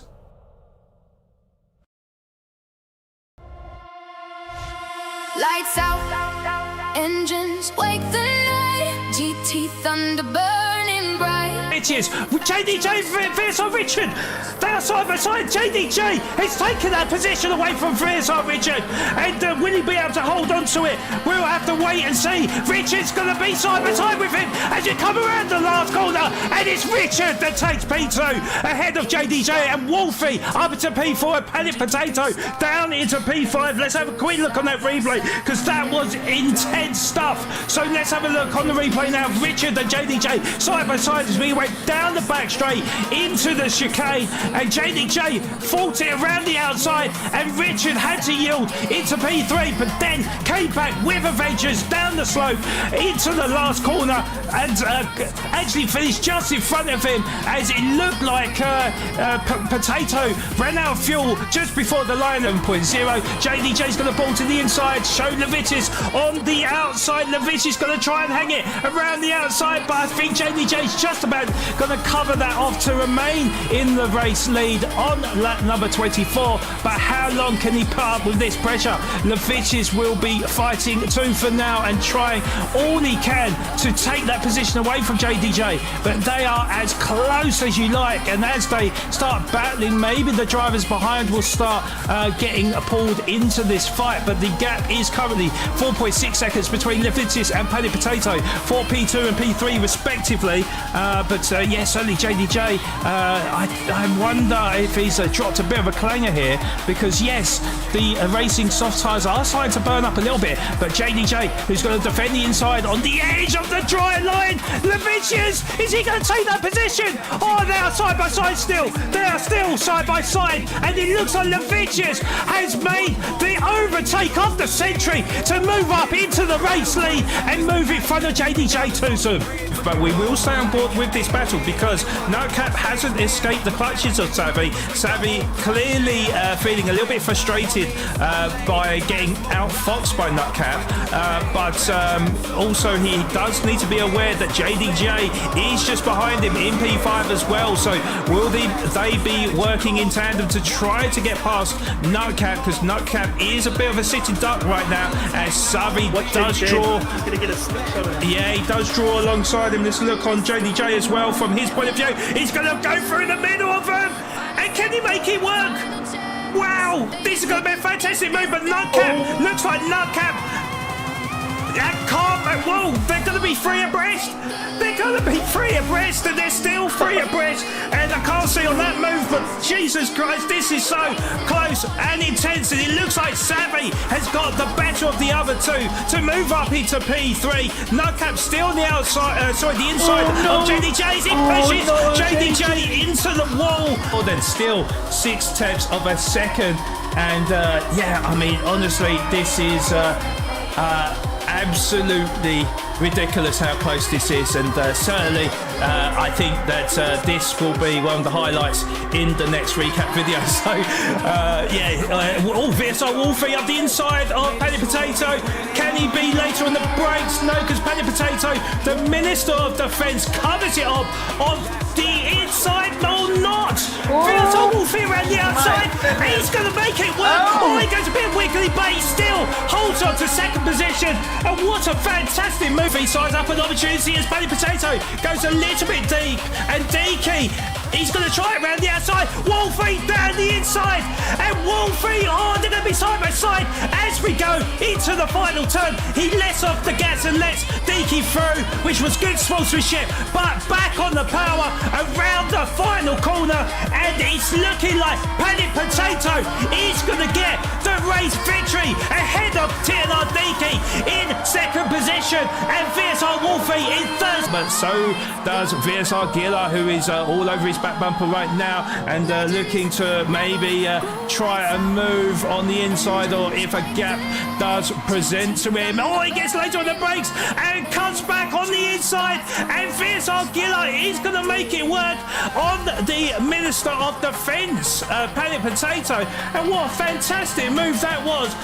So with all this squad, Paddy Potato with the old switcheroo, and he does exactly the same as what Gillett did to him to move up into P7. So what? Wow, you know, Paddy Potato thinking, what you can do, I can do better. And Paddy Potato moves up into 7th with a phenomenal move there, Parquet. Potato went left, Gilla followed him left. Panic Potato faked right. Gilla went to go find a hot dog, and that's Panic Potato right into P7. But Gilla's coming right back at him, so these two are going to be going back and forth for the foreseeable future. And I'm a fan. Sign me up. Keeping that pressure up on JDJ, certainly not letting up in his pursuit for second position, but it does, gets a much better exit than JDJ, but he's going to be shown the outside line as they go into the hairpin. Stick, he makes the overtake, he sweeps in front of JDJ, and there's a phenomenal move from African Stick to move up into second position. Look at podium position. I'd like to see him on and being interviewed. I think he deserves that. 10 on Nutcap and JDJ side by side now. Who's going to come out on top? I think, Nutcap trying the old switcheroo, and I think he's made it stick because around the outside, and that will turn into the inside line for the next turn, and TNR Nutcap moves up into the lead, but JDJ comes fighting back and retakes the lead from TNR Nutcap, and then Nutcap takes the lead from JDJ on the next turn. So this is absolutely manic between the two drivers. Put the knock on the wall as well. Oh my word. And here comes the Stick coming behind. But the African Stick runs deep. He runs deep as he approached the bus stop chicane, and his eyes would have lit up there, seeing that the gap was coming down between him and VSR Gilla. The gap is still 2.3 seconds, but what could it be for the African Stick as we are now starting lap 20 of 21? Let's quickly have a look on the replay of VSR Gilla, then see exactly how that happened. So looking. Richard went into the wall, Sean. You are kidding me. You are kidding me. I am not kidding. I know. That he has. You're not mistaken. Oh my word. Okay, I'm going to quickly have a look on the replay with VSR Richard as well, see if we did catch it. There we go, out of All Rouge. He got too much of the curb, which is still very, very wet, and slams into the wall. Look at African Stick's tyres though. We got one lap remaining. Look at his front left tyre. It is screaming for dear life right now, and VSR Gilla is still not out of the running here, but the African Stick still holding on to third because VSR Gilla has slammed into the wall, and not only is he not going to get a podium, but he loses out on that fourth position to Sam Jensen. Let's watch this penalty. Yes, we're looking now. Will he get? He surely will. We're going to be interviewing Gilla. Look at it go, and there he goes. There he well goes. Done, brothers. It's five bloody time. Right at the very death, takes that third position away from Mo Flavour. You wouldn't want to be a betting man at this stage, Tusum. I'm going to have to close my eyes when I get to Dottinger, because that is when everything's really going to kick off. We're going to see 2 wide, 3 wide, 4 wide. That's going to be the last opportunity to pass. So we have not seen the end of this race yet. It's crazy. I've never seen anything like this, and I said that in round 2, and I said that in round 1, but we've never seen this kind of battle for the race victory.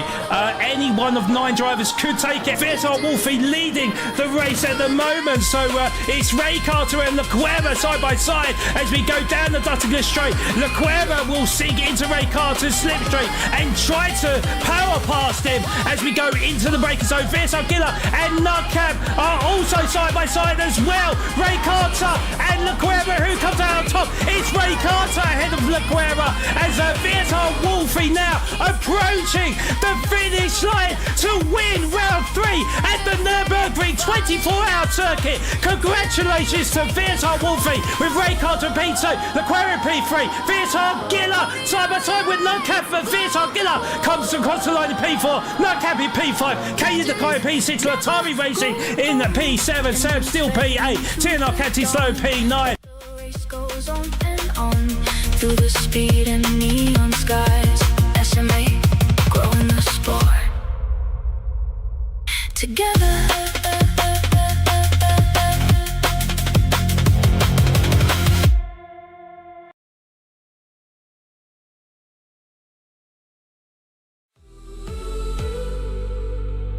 SMA is brought to you by Simulator Cave. Postnet Midstream, Right Recruitment, DC Designs, Slayer Energy, Waggy and Sons, Jetor, Sparko Gaming, Bearded Skull, and Build Matt. Our official sponsors of SMA Season 2, Manufacturers Showdown 2026.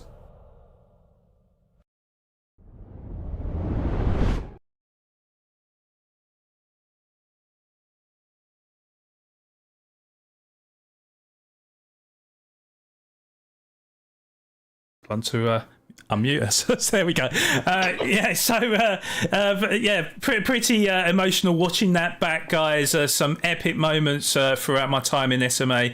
A fantastic 18 months that I've seen so many great races, so many great moments and dramatic moments.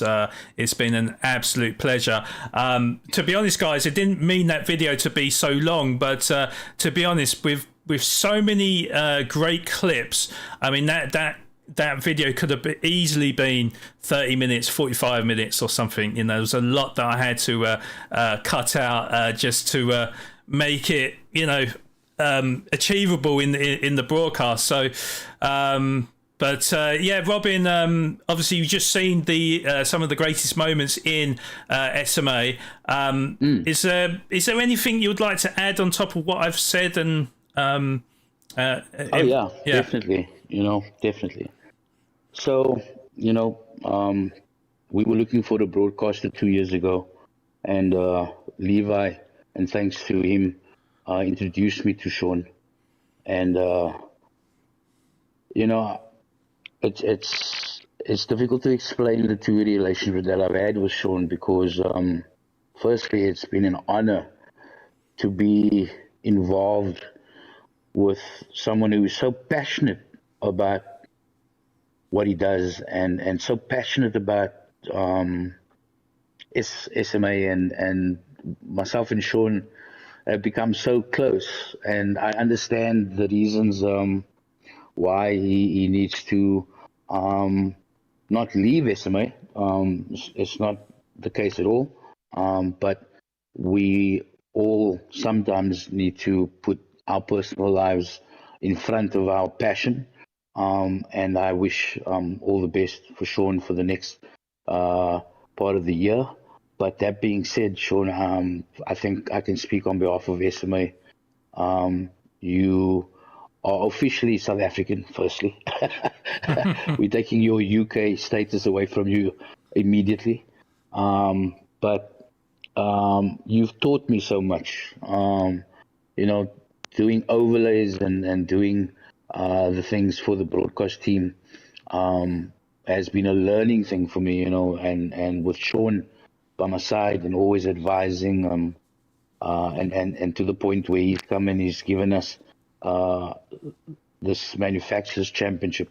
It's taught SMA one hell of a lot, and we're going to take that forward, and we wish you well in what you're wanting to achieve in the next few months, and I hope that everything goes well for you. But no doubt we are not just going to leave you. SMA won't let you go that easily. So we will have Sean back, even if it's just for our final year event. But we'll talk more about that at the end of the year. But just from SMA, from the admin team, I think I can speak on behalf of the sponsors. You've done this league proud, and it's been amazing to work alongside you. So thanks for all the hard work, and it's been hard work, guys. This broadcast has taken it's put our lives aside, and we've put everything into this broadcast, and I just want to say thanks to Sean. Quite emotional as well, because Sean has really become a true friend to me, and but like I said, he's not going. He's just needing to sort out his personal side of things, and as I said, I wish him well. And to Tusm, Tusm is just so that you know, Tusm's in America, so obviously the time differences. But what Tusm has done is he's taken time off work so that he could be in this broadcast for SMA, and to show that type of commitment towards a South African league coming from an American broadcaster. I just want you guys to understand the level of passion and commitment that these two have had throughout this time, and I just want to thank Tusm as well. You've been outstanding in season 2. We will be talking to Tusm with regards to broadcasting of season 3, and we'll keep you guys updated. And then I've got one more thing to talk about before we interview. Sorry to keep the guys waiting, but I will also be doing. I'll be going on some a medical operation, and I won't be available. I'll be done for a few months. What I ask is that SMA, as a league and as a community, stands together for season 3 and keep the commitment, keep the camaraderie, keep the sportsmanship, keep the respect that you guys have been able to achieve in this community while I'm gone. And I'll be back as soon as possible, and I'm going to wish you guys well for the off season. Stay out of trouble. I know there's a few teams that are doing some internal races, which is great. I wish you guys well, and keep it clean and keep it fast, and don't forget that the respect and growing the sport is what we're about as a community. And I'm very proud to be part of that. But I will be down for a few months, and I hope to see you guys back as soon as possible. But yeah, Sean, let's stop this emotional thing and let's get to our champions. Let's interview these guys. Yeah, absolutely. Yeah, thank you so much for them words, by the way, Robin. It means a lot to me. Even if you are threatening to steal my passport and change it to South African, but no, the community, as I've got to know SMA, got to know the people of SMA, you guys really do hold a special place in my heart. I've been in awe of all the drivers that have competed as well. Coming from somebody that used to race in GT7 with my A+ account, but watching these guys, I've learned so much from what you drives do, not just on a time trialing basis, but also with your strategies, with your racecraft, with everything that you do, guys. It's been a real pleasure to spectate and commentate on all of you, and I just wish the best for SMA in future endeavours and for sim racing in South Africa as well. Yes, it might not be a final farewell. If things change, then maybe I can get back to SMA in 2027, but we'll just have to wait and see. But but thank you so much for all the support, guys. I really, really appreciate it. Going on to our interviews then. So we have got, I think we've got 5 drivers, have we, in the interview booth. So I think it's fitting that we come to our SMA Season 2 Manufacturer Manufacturer Showdown champion, which is SAGT Nutcap. Let me. Why can I not find his button? Here we go. There we go. Found it. So, yes, Nutcap, good evening to you. It's been a phenomenal season for you. You've grabbed 2 race victories today as well. How's it feel to be the SMA Season 2 champion? Evening, Sean. I'm feeling really, really great. You can't ask for much more. Obviously, that was the goal, and managed to achieve it, so feeling really happy. Thanks. So I need to ask you then, because it seemed like so obviously equal machinery for everyone, obviously very different cars to the Group 3s and Group 4s that you was driving this season. It really, you could really see that you put in some serious practice, because you was so dominant in both the races today. Was there a lot of preparation going into this round?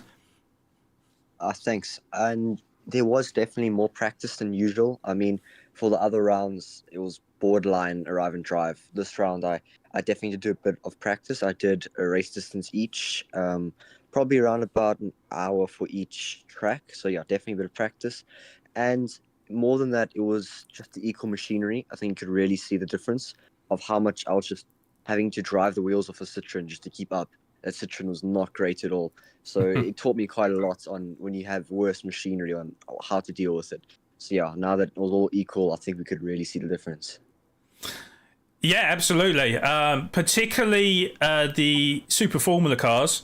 It seemed like a night and day difference. The Red Bull Juniors, I think, because it's maybe an easier car to drive and a little bit slower, that it may have been a little bit tighter. But then in saying that, you won it by a country mile in the end. So yeah, just really just tell us how you did it, really, because you was just so dominant today. To be honest, I'm not exactly sure. I'm one of those drivers who just do it quite naturally and try not to think about too much when I'm driving. It was just a bit of practice, finding what works, finding what doesn't work. And what was really important with the super formulas was gearing. You had to be in quite a higher gear usually. And then on top of that was also just a few factors, but yeah, mainly just don't get wheel spin. And if anyone's wondering, I don't use traction control at all, which might be a big difference. And that's something that takes quite a lot of practice, but if you can perfect it, it can really save you like a lot of time. Okay, I'll definitely take that tip for sure. But yeah, do you know what? I'm struggling for questions here, which is a first. But I'm sure that Tusm and Robin have got loads of questions. So I'm going to hand you over to Tusmbox. Tusm, have you got any questions for our SMA Season 2 champion? I do, and I think that's the first. Flawed not having any questions. Usually we're the ones that don't have the questions. But yeah, Nutcap, absolutely incredible season. You were extremely dominant the entire way through. One thing I wanted to comment on, and I've noticed this in both of the races, that your soft stints were longer than most other drivers. I think outside of Vish doing 13 on the softs, I think you had the longest soft stints in both races. Did you have to, were you doing any active tire management, or were you just driving as you normally would? So in a race, since I am always tire saving every single race, so I was definitely 100% tire saving quite a lot. In terms of the length of a soft stint, I was quite surprised how early everyone else is pitting, because in my testing, the longer you can do in softs, you can usually keep up the pace, which is faster than the fresh mediums. So I actually pitted earlier than I planned, just because everyone else pitted and there was no point in risking an undercut for whatever reason. So I was actually planning to stay out a few more laps on the softs. But yeah, as I said, I didn't want to get undercut. But I was definitely tire saving as well. It was more about just all about the angle of the steering wheel. I was trying not to almost go past 45, especially on the Red Bull Junior. Now, I'm sure that you were looking at the leaderboards. You may have been looking at different permutations to determine how you could have won the series. After the victory at Barcelona, and your victory was essentially confirmed for the season, was there, did you feel a weight off of your shoulders on that last race, or did you still feel, the pressure of still having to win the series overall? So I was actually more confident with the second, second combination. And so after I did really well in the first one, yeah, I didn't feel much pressure at all. I kind of knew I'd have the pace and was just put it all together. So I did quite a conservative quali lap. There was definitely probably close to half second that lap. Just wanted to get it down. And then the second lap, I was quite far up, and then I binned it, which is my fault. But yeah, I didn't feel much pressure after I joined the lobby and I was setting good times. And after that point, I realized there's no point feeling the pressure. Just do what you can do and you'll be good. All right, and then I do have one last question. In the last race, you set your fastest lap on your medium stint. Were you kind of trying to set a statement? Like, what was the thought process with that fastest lap? So I just started on the softs, and I made sure to use no boost at all on the soft stint. I saved it all for the medium stint just in case I would need it at the end if I was battling someone. And I got with 3 laps to go, and I still had a full tank of boost. So I was like, may as well use it. So I just completely sent it, basically quali lap, and I did a few 19s in a row on the mediums. So it was quite weird to get fast lap of the race on mediums, but it makes sense how it happened, and I guess it's quite a cool story. All right. Well, once again, congratulations on 2 victories today. Congratulations on the overall season championship. It was incredible to watch you throughout this season. Absolutely honored to be able to have commentated on your races. Thanks so much, and congrats to all the other drivers. Thanks this season. Thanks to you guys for commentating, and thanks to Robin, and thanks for all the admin organizers. It's been a really cool season, and special thanks to my team, especially Corvus. Yeah, well, the pleasure's all ours. Definitely, Nutcap. It's been a real pleasure to race you. To watch you in your races this season. You've just been it's been a true masterclass from you, especially from the lockdown phase from round 4.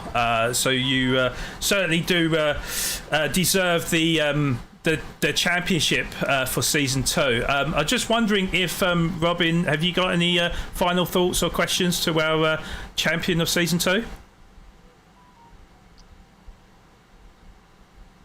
I don't know if he's gone or he's muted. No, I'm full here. Can you hear me? Yeah, we can hear you. Okay, There we sorry, go. man. So I just want to... Actually, I'm going to first say well done to Scott's dad. Because if you go back in the history, Scott was sitting in a rig when he was a toddler, if not younger. And this is the type of thing that creates brilliant sim drivers. It starts by their dads, So credit to Scott's dad for supporting him through this venture of sim racing, and always being by his side. I always see him laying on the couch there on the stream when I watch your stream, Scott. So I know he's your best supporter in the race. So well done to Dad, and well done to you, Scott. Your improvement in a very short space of time. I think I've said this before. Has been amazing, and I wish you all the best going forward. Hope to see you in our Season 3 championship, which is also going to be another blinder. And just consistency, pace, clean driving, a true example for sim racers in South Africa. And well done to your team. I think they've played a big part in your progression in the sport. And I wish you all the best in the future, and have a good off season, and I hope to see you in Season 3. Thanks so much, Robin, and everyone. And especially to Flawed, good luck with your future ventures, and thanks for support from everybody. I'll see you guys around, and yeah, have a good evening. Yeah, thank you, buddy. Thank you, Nutcap. Congratulations on the SMA Season 2 title, and best of luck in your exam as well, because I just see that in the comments section. Yeah, fair play to you. Have a great break, and hopefully we'll see you for Season 3. Yeah, thanks. I may or may not have an exam tomorrow, so gotta go. But thanks, everyone. See you guys. Take care. Scott. Cheers, bud. Cheers, Scott. Bye. Okay, so that was word from our SMA Season 2 champion. But what about word from our second place finisher in both the races today? It was SAGT Latari, who was back on form today, it has to be said. We was hoping that he was going to be on podium more frequently than you had done in the lockdown phase. But it must feel good to be back with 2 second positions today. Oh, wonderful! Yeah, finally the guys kept me busy last week, so they didn't allow me a chance to actually move up the field. So this week job was done, qualified close to the front, so I was mostly out of everyone's way, and then I can just get the laps done. So the focus today was just let Scott run and just make sure bring the car home second place or at least a podium. So I'm very happy with the result today. Thank you. So, so judging on your form today, would you say that the high downforce cars kind of suits your driving? Oh no. No. Okay. No. I prefer the Group 4s and the Group 3s. I surprised myself that I actually found some decent pace. I'm not nowhere close to where Scott is or Levy or those guys, but it's a work in progress. Luckily, we saw a lot of stuff this season that there's improvements that we saw, but there's also a lot of stuff that we found that we can focus on to improve the overall race pace through all the teams. So it was a good season for us. I'm happy to have a 1-2 for the team, for the new team. It's always good to have results on your first outing. So I'm very happy, and thank you for you guys for putting on such a lovely league. I really enjoyed this one. No, well, we really appreciate that. I mean, so is it fair enough to say that I've really helped in future GTWS Manufacturer Cups and Nations Cup? And after today, I'll have to start doing the dailies when they come up to so I can get some practice in. But we'll get there eventually. Luckily, we're not in a hurry, so it's okay. We don't see them often. Well, what I can tell you from today's results is that my other race engineer has put together some provisional tables. So you have been confirmed as second place by quite a margin in the end. You know, it seemed like you got the results when you really needed it the most, apart from maybe obviously trying to catch up with your teammate, but I mean he's been formidable throughout season 2, so huge congratulations on at least getting second position. I'm going to hand you over to Robin, because Robin, I need to actually ask you, is there trophies going out to the podium positions in the championship? Oh, so SMA always has trophies. It's become part and parcel of our league. We have 21 trophies to give out to all our podium drivers.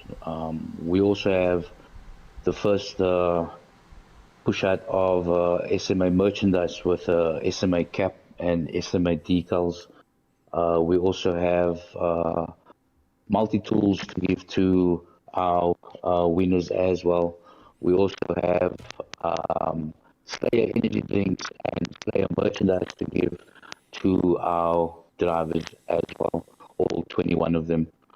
We also have quite a few other prizes that I would like to give to our hosts, which without them, we wouldn't be able to run the league. You know, it's always, we never really recognize them throughout the season, but they all to our hosts. And when we come to the end of it all, with all our sponsors, we couldn't be able to do what we do at all. But we will most certainly be having a prize giving, trying to arrange a broadcast with the prize giving for SMA. But all podium drivers will be receiving quite a few prizes actually for season 2, Sean. Okay. You was slightly breaking up in your response there, Robin. So I don't know if it was my end or it was the same for everyone else. But yeah, so that's encouraging news for you, Latari. Then you at least you know, by getting that second position, you'll get a trophy and maybe some cool prizes as well. So, but yeah, Robin. Whilst I've got you here, have you got any questions for Latari? Latari. Yes, sir. what happened in the season? Which races was it? The 4.1, 4.2 that set you back?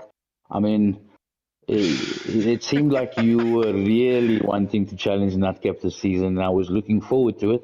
I was looking forward to Kai. I mean, at the end of it all, we've had quite a few podium drivers throughout the tier this season, but you've been the most constant. But where did you think it went wrong? Yeah, it's small mistakes, and it's in a few races which I actually identified bad habits that I do in races to try to manage the stint. And in doing so, I made mistakes. So there's a few lessons that I've learned, but it was Nordschleife, unfortunately. I made one mistake that cost me a bit, but luckily I could make up. The second half, it was just the Ferrari was struggling a bit with the bottom end. And then Le Mans is just, that track has got my number. Every time I go visit there, I can have the pace. I can be consistent in the practice. As soon as the race starts, I don't know what happens. It's small mistakes and it puts me at the back of the pack. So it's small things that I'm still working on, but luckily it's a work in progress. It's first podium for me. Last time I was taking part in the SMA, I think I finished 13th or 14th. So it's a massive improvement for myself and for everyone that's taking part. So the guys are getting faster. The racing is getting a lot more intense. So you have to be on it every single race. And hats off to Scott. He's been able to deliver every single race. That he has. But so have you, and you've provided us with great entertainment throughout the season. Prior to interviewing you guys, I did say that, the tier one, you could have the best broadcast team, but if you don't have the drivers to match, you would never be able to broadcast and host such an amazing championship. So well done to all the tier one guys. You really did well. And while we're on that, just before we move over to our next interviewer, we've got provisionally, we've got Nutcap taking first place. We've got Lutari second. We've got TNR Captain Slow third. We've got VSR Fazwater fourth. And we've got Trusp in fifth. We've got Mo Flavor in sixth. Sam Steele in eighth. Sam Steele in seventh. VSR Wolfie in eighth. Kai, my friend, I was hoping for more. I think you deserved a better position, but you come in at ninth. Gillabrain comes in at 10th. Kennels at 11th. Ibi, my dearest friend, you come in at 12th. I think you could have done better. Unfortunately, you got into some unfortunate incidents. No fault of your own. Ray Carter in 13th. Lequeta, great show of racing in Tier 1, my brother. Keep up the good work and coming in at 14th. But thanks to everybody for allowing us to broadcast these amazing races. And well done to you, Lutari. It's been amazing. Thank you for everything. Thank you so much, Jen. So we really appreciate all the fun we had with you guys. And Sean, all the best for your new adventures awaiting for you. Hopefully we'll see you back next year sometime. I really appreciate that. We'll see what the future holds. I love it in SMA. I've loved my time. I don't really want it to come to an end, but we'll see what happens in the future. But those words really mean a lot to me, Lutari. So thank you very much. Perfect. Thank you so much, gentlemen. Thank you. Thank you, Lutari. All the best. Cheers. Cheers, mate. Take care. Okay, and then we are left with, I think it's Sam Trusp and Sam Steele, who both grabbed third position. So maybe if I grab Sam Trusp then, who got third position from race 8.1 at the Catalunya No Chicane. Congratulations on that third position, Trusp. How's it feeling after getting that third position and just in general from SMA Season 2 as well? Oh, thank you, guys. The season was a very nice season. Unfortunate mishaps that was on my side, glitches with my equipment and those type of things. But generally, was a nice series for me, and well put together as well. I appreciate that. Appreciate that. So, so obviously you spoke last week, wasn't it, about the open wheel cars? You said that you needed to put in some practice. So you know, once you did all that practice and then went into the race, you know, how confident was you feeling ahead of the two races today? Really not confident at all. No, I was really off the pace. Did get a few practice laps in, but unfortunately life happens as well. So I relied a lot on the SAM team, Darius, Mornay, all the guys in the SAM, JP and all of them for the motivation and giving strats that they've practiced and shifting points and all those type of things.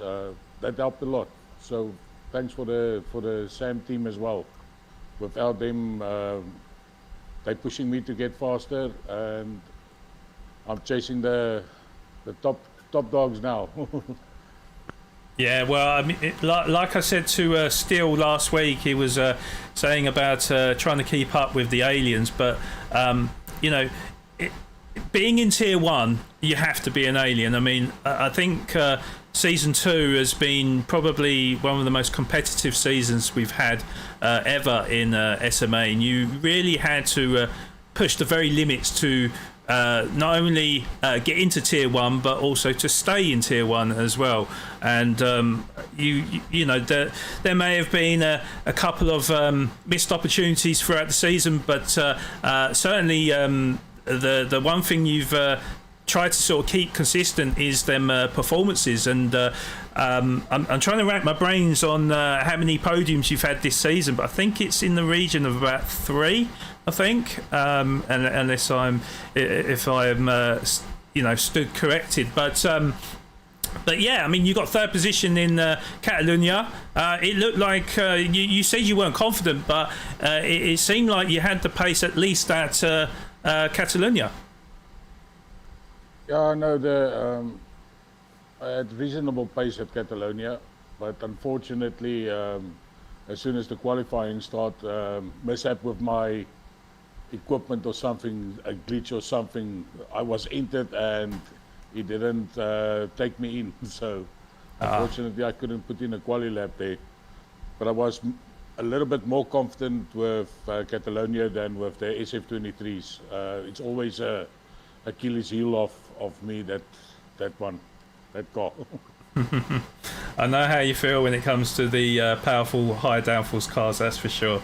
But no, as I say, like the Red Bull Juniors, they seem to be a lot more stable, obviously less powerful, but still really good in the corners. So you certainly provided some great racing in that race, and yeah, it was just about survival at Circuit Gilles-Villeneuve. I'm sure you're not the only one that really struggled to tame them beasts, but yeah, just a huge congratulations overall in the championship. You've performed admirably, and you know, hopefully you can go from strength to strength in future seasons at SMA. But I'm going to hand you over to Robin. Robin, have you got any questions for Sam Trusp? Not real questions, but more just an observation. Was every time you've been on the podium, it is actually when you haven't qualified well and you've raced from the back, which is a great example of never giving up, you know, never quitting, and always it's just been impressive to see those results coming from behind. I mean, I think the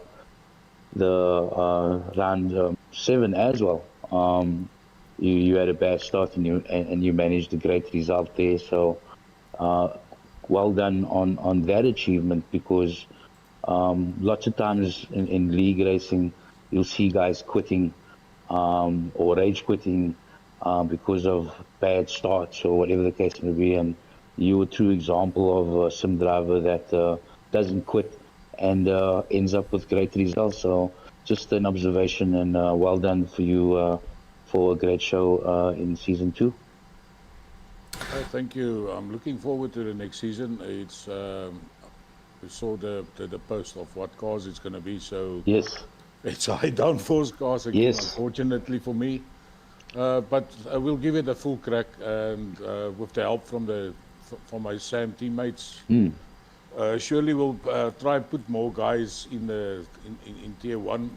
Yeah, looking forward to that. I know you guys got some top split boys that's hiding away there. I'm not sure what they're doing, but looking forward to seeing more of the Sam's guys. And just so while I'm at it, well done to Cats for winning tier 2.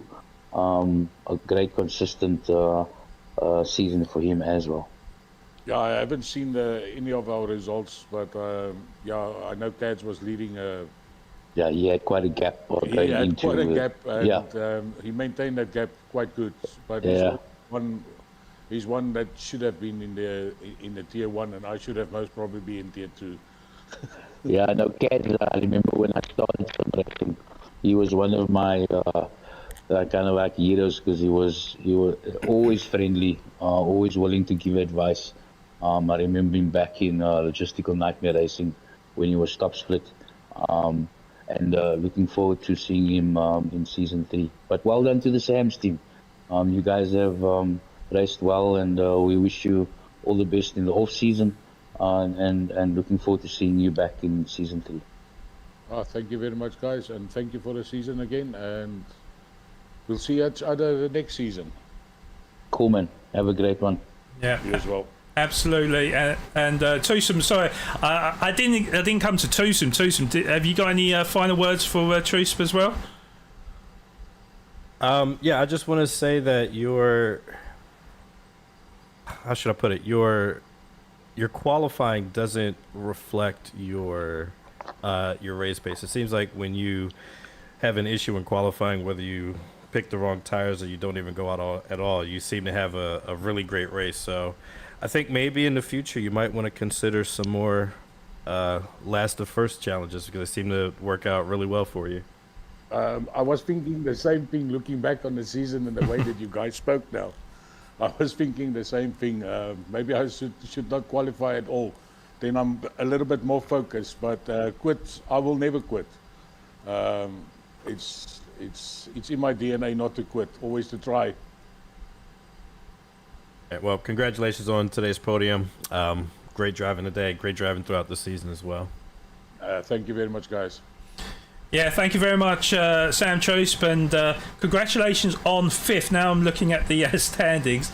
Congratulations on the 5th for the championship, and never a truer word as well when you said about never giving up. That is probably one of the keys of sim racing, isn't it? Is that even when the chips are down, you know, sometimes things come to you when you don't give up, and certainly we saw evidence of that this season. So yeah, congratulations on a great season, and look forward to seeing how you get on in future seasons in SMA. Thank you very much. Yeah, practice and some luck. That's all that the racer needs as well, eh? Exactly. Yeah, you always need a little bit of luck, but mainly just persistence and skill, and certainly you've displayed that this season, Sam Chosp. So congratulations, and thank you for talking with us today. Thank you very much, and enjoy your evening. Yeah, you too, Chosp. Take care. Okay, yes. Okay, and then last but not least, his teammate from Sam is Steele, who grabbed his second podium of the season. You could almost back-to-back podiums, actually. So after getting his second position from round 7, he did claim third position from Circuit Gilles-Villeneuve in the Super Formula cars. So massive congratulations to you, Sam Steele. How are you feeling after what Truth said about how tricky them cars were to drive? You must be really happy with that third position today. Yeah, I'm very happy. Thank you. Hi, everyone. No, yes, the first race, starting on fifth and on the second corner, I was stone last. So yeah, no, it was hectic racing. On the Formula One cars, I don't know. I was in between the soft runners with the soft tires, but it was hectic the whole race. Just to keep it on the road again, not to slide into the wall. So yeah, it was a fun race, but it was difficult. So something I haven't asked the other drivers then. So generally speaking, when you drive the open wheel cars, the high downforce cars, when you're behind, closely behind the car that's in front of you, is it really tricky to drive the cars? Does the dirty air really affect the aerodynamics of or the handling of the car? I think so, and I must say, first of all, a big apology to Ray Carter. I think I was less than a second on lap one behind. I think it was Latoria at that stage. I'm not sure, but I had a slide at the last chicane before the finish line, hit the wall, and I just kept it straight.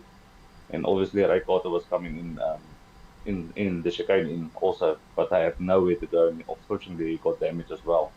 So Ray, I'm very sorry about that one. I had actually nowhere to go. But yeah, I think it does play a difference on it. I don't know. For me, with the mediums, it's a little bit tricky, especially the first two laps sliding. But after that, you're getting the grip on the tires. Yeah, well, and absolutely the closing speeds as well of the drivers around you is probably quite frightening as well. You know, if you do make or if the car in front makes a mistake, in this case, it's very difficult to get around them, and you got to have superhuman reflexes. So accidents, unfortunately happen, but nevertheless, though, a fantastic third position for you. I'm going to hand you over to Tusmbox because we've not really come to you for many questions, Tusm. So have you got any questions for Steele? Yes, I do. Sam Steele, congratulations on the podium in the final race of the season. I would argue that race is probably, the most difficult race of the season. How did you find the conditions of the track? Like, I know it's a street circuit, so the road surface isn't quite as smooth as it is on like a purpose-built racetrack. Yeah, it was quite bumpy with these cars. So I don't know, with the softs, I couldn't get more than 5 laps, then starting to slide and hit the wall. So for me, it was on the mediums, staying on the mediums, and do at least 4 to 3 laps. Usually my practice went lap 9 in for softs. I think I went in on lap 8 now, or 7, I not remember. But yeah, very bumpy. But yeah, you must be on your toes the whole time with this cars on this track. And it's not one of my favorite tracks, I must say. I know Sam Killer likes this track, but it's not my favorite. And then on that second stint on the softs, you were catching up to Latari, but you weren't quite able to reach him to overtake for P2. Did you think P2 was on the books, or were you really just racing to make sure that you just maintain the podium position? No, there was one lap that I pushed and used some of the boost to see if I can close the gap. I was trying to close it by a second, and after I couldn't done that, I thought to myself, just keep it safe. I'm not going to catch him, or if I'm going to try, I'm going to make a mistake. So let's settle down. So there was one lap that I tried with the softs, but then I realized, no, rather keep it safe and get the points. Otherwise, I'm going to hit the wall. All right. Well, once again, congratulations on getting a podium in the final race of season 2, and hope to see you again in season 3 and see what you can do there. Thanks, and big congratulations to Nutcap for a great driving season from his side. And then Sean, all the best for you with your new adventures, and Robin, I hope you recover well after your operation. And, thanks to all the sand drivers with all the practice during the season. It was quite hectic and it was a nice season. Thank you, Steele. That's very kind words. Thank you very much for that. Yeah, Robin, do you want to respond to that as well? Yeah, no, for sure. You know, I'm always the observant one because I watch all the races after the broadcast. I spend about 3-4 days watching for the love of it. Also to be kind of like in tune with what's going on track. As a promoter, you always want to know. And what I've seen from Sam Steele is in the mid part of the season, there was most certainly an improvement in pace. And what I wanted to know was, did you think that at the mid part of the season that you were more comfortable with the tier 1 and were able to be more competitive, and did that improve your racing? Did SMA season 2 assist you in getting faster and a bit more of racecraft? Do you think that helped a bit? Yeah, look, I'm still new on the event racing, if I can say it like that. So yeah, the nerves was quite big in the start of the season, especially when you saw the season times. But yeah, for me, SMA is one of the fastest events that you can do, because you know if Lavitius comes back, if he wants to come do this, and you have panic with the potato and with the Richard, we're going to end up full 5. So yeah, no, there's a couple of guys that need to come back still. So yeah, but it's very enjoyable, and I mean the competitiveness of this is great. Great to hear. Just my observation is that I've seen a huge improvement in your racing from mid-season, and clearly it has shown. You've gotten 2 podiums, and congratulations, and really looking forward to see you in season 3, and enjoy the off season. Stay safe, and we'll see you on track as soon as I think it's going to be around about maybe 2 weeks into August, if I'm not mistaken. But just well done, and thanks for all the support. We really appreciate, and best of luck for the up and coming races. Oh, thanks a lot. And we'll maybe see Captain Slow again with his wheel. We're waiting for his wheel. So, Yeah. Let's see. Yeah, 100%. Well, all right, guys. 100%. Thank you. Cheers, Steele. Yeah, thank you, Sam Steele, and good luck for next season. And just to add on to Captain Slow, well, I wonder if he was actually using the wheel today, because it was a little bit off of the pace, but then it could have just been the open wheel cars being a little bit tricky for him. So I guess. I'm guessing he may say something in the future, but yeah, Sam Steele, well done on a great season, and big improvement throughout the season as well, and getting the 2 podiums in the end as well. So well done, and look forward to seeing how you get on in future seasons. Okay. Thank you very much, guys. Oh, sorry. Yeah, thank you very much, Sam Steele. Thank you. Okay, so so before we round off this Manufacturer Showdown, so just for those that haven't already checked out the socials, please do check out our platforms, whether it's Facebook, Instagram, Discord, and of course this very channel on YouTube. Make sure if you're new to the channel, smash the subscribe button, clicking the bell notification so you don't miss any of our content, and when you're done watching, hit the like button to help with the YouTube algorithm so it spreads our content across the platform. We fully appreciate you, and anyone that did subscribe today and hit that like button, we really appreciate it. If you would like to get involved in future championships as a driver in the rest of 2026, including season 3, which Robin will give us more details in a second, please do contact Robin Williams, our SMA and GT7 promoter, for further details. The email links will be in the description below and on our YouTube homepage. Now, we do need to give a big thank you to all of our sponsors that have provided their support throughout the Manufacturers Showdown, including some prizes too.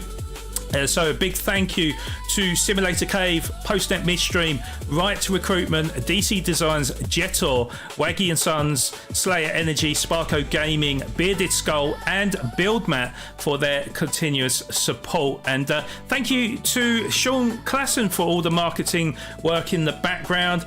Thank you to the SMA admin for all their tireless work to provide the assistance to all of our amazing drivers in SMA.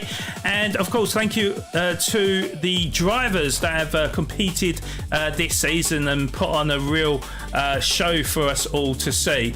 To our SMA promoter Robin Williams to keep us pointed in the right direction, growing SMA and growing the sport in South Africa.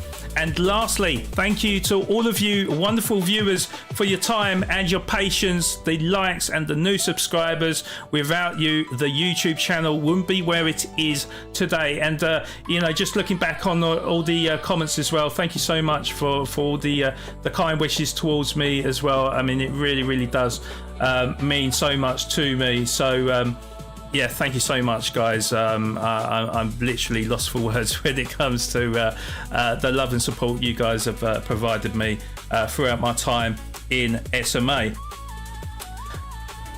But before we do wrap things up, I just want to say a big thank you to Tusmbox and Robin Williams for joining me in comms throughout Season 2 as well. But Tusmbox, I need to ask you, so final thoughts on the season, and it's probably an easy question, but I'm going to ask it anyways.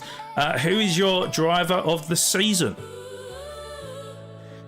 I mean, driver of the season, it's I don't want to take the easy way out and give it to Nutcap, but I mean, Nutcap, his consistency, his overall pace, it's just been incredible all season. If I weren't to give it to Nutcap, I would give it to Sam Trusp again. Just incredible tenacity after, you know, qualifying issues or whatever the case may be, and, you know, pushing his way through the field to get yet another podium from the back. I would say one of those two, but honestly, I'm leaning towards Sam Trusp just because it's just insane to see him do that, the whole quote-unquote last the first challenge, not just once but twice, and even in a shorter race this time around. Yeah, you made a great point there, and not many drivers can do that. Not many drivers have that willpower where they never give up and always push until the finish line. So certainly Trusp with some heroic performances this season, and that's definitely a good shout to him, I have to say. Robin, got to ask you the same thing. You know, what are your thoughts on the season, and who would you give the driver of the season to? You know, so I'm looking at the points right now, and my decision would be based kind of like on points and of what I've seen throughout the season. Now, all the top split boys here are probably all on DD Pros and probably have the best of brakes and the best of monitors and, you know, high-end equipment. And then you've got that brother Captain Slow who's been on a controller for the entire season. You know, for me, the guys on controllers and are able to be in a top split league and to get third. I have to point that out is amazing for me, because I made a video a couple of days ago using the controller because the doctor said I've got to stay out of my rig, and I couldn't put a sector together with the controller, and so I had to put it onto automatic, and then I just kind of like cruised around to make it look like I was slowed the video down to make it look like I was competitive. So, you know, I think in terms of compared to everybody that is on high-end equipment, and I know that they are, and then obviously to see him this evening, which was confirmed that he was in his DD Pro for the first time, clearly you can see that there's this big difference between what he's accustomed to and now having to revert back to a wheel. But driver of the season, because of the controller, would for me be Captain Slow. Look, obviously we all know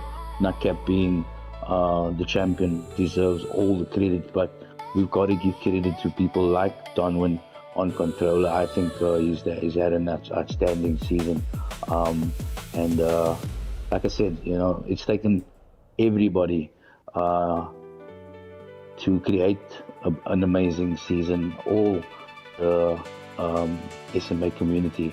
Unfortunately, we can't get to broadcast all of them, but I tell you something, there's been some amazing racing throughout the tiers. I've seen it.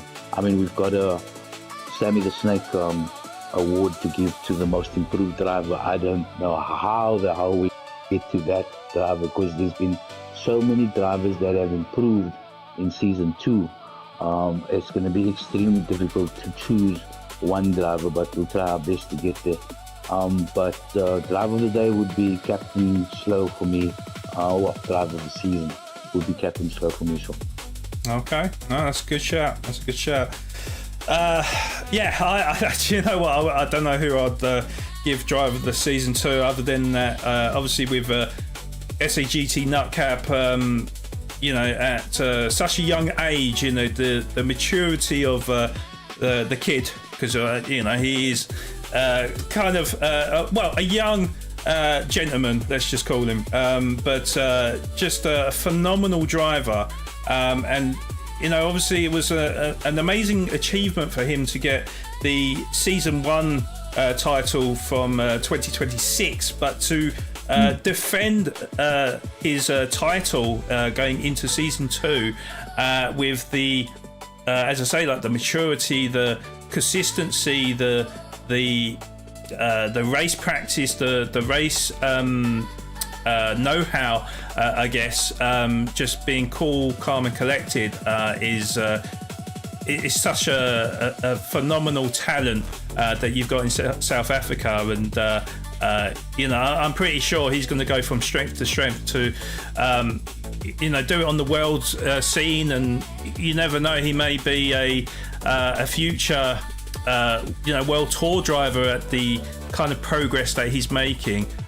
So I think, just from my perspective, I'm in awe of SAGT Nutcap and in his progress, and fully deserves back-to-back SMA championships, and to be honest, Robin, you could technically say it's the triple crown, because of course he was the African festival as well. Yes, exactly. Yeah, he has. So he's literally won everything in 2026 so far. So just a massive congratulations to him, and of course, Robin, you did say to me that he's hoping to sort of get into real life motorsport as well, and signed up to a team and all that kind of stuff. So I can only see big things for SAGT Nutcap, and good luck to him. We've got 2 SMA members, juniors, that are actually Vian is now actually busy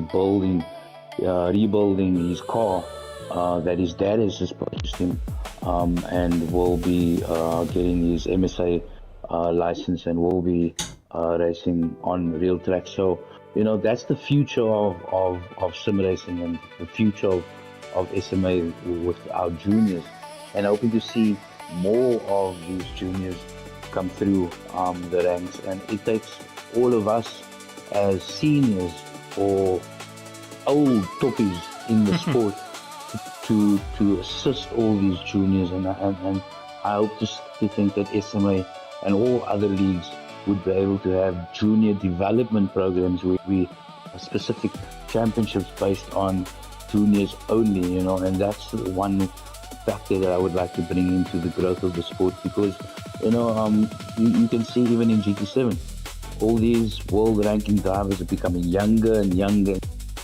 and that's where the talent is, and that's what we need to keep an eye out for. So and I'm sure Don, from, as he says, totally agrees in the chat. Thanks, Don. Don has the same visions that SMA has, and they will things with their coaching academy from SAGT. So that's a huge improvement for sim racing in Africa, that there is an academy where drivers can sign up, which I highly recommend to go and check them out and try and get you guys onto pace and get you into racecraft. So all these new things are popping up in sim racing South Africa, which is so amazing to see. I mean, it's only been 2 years that we've taken from LNR and we've progressed to the point where I think sim racing South Africa needs to be, and with all these new people and promoters like Don from SAGT and his crew, who's doing amazing work in the background. I can only see the sport getting better, you know, as a community. And when I say community, I'm not talking about GPSA, I'm not talking about SAGT or any of the other leagues I'm just talking about sim racing South Africa as a whole. 70,000 of us out there. We need to locate these people, we need to get them all together, and we will most certainly be planning something like that at the end of the year.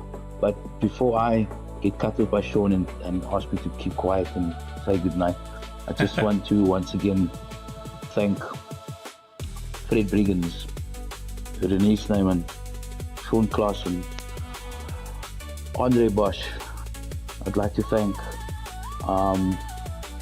Anton Stander. I'd like to thank Chris. You know, the SMA admin team, I have so much respect for, because without them, there would be no SMA. There would be nothing with regards to broadcasting.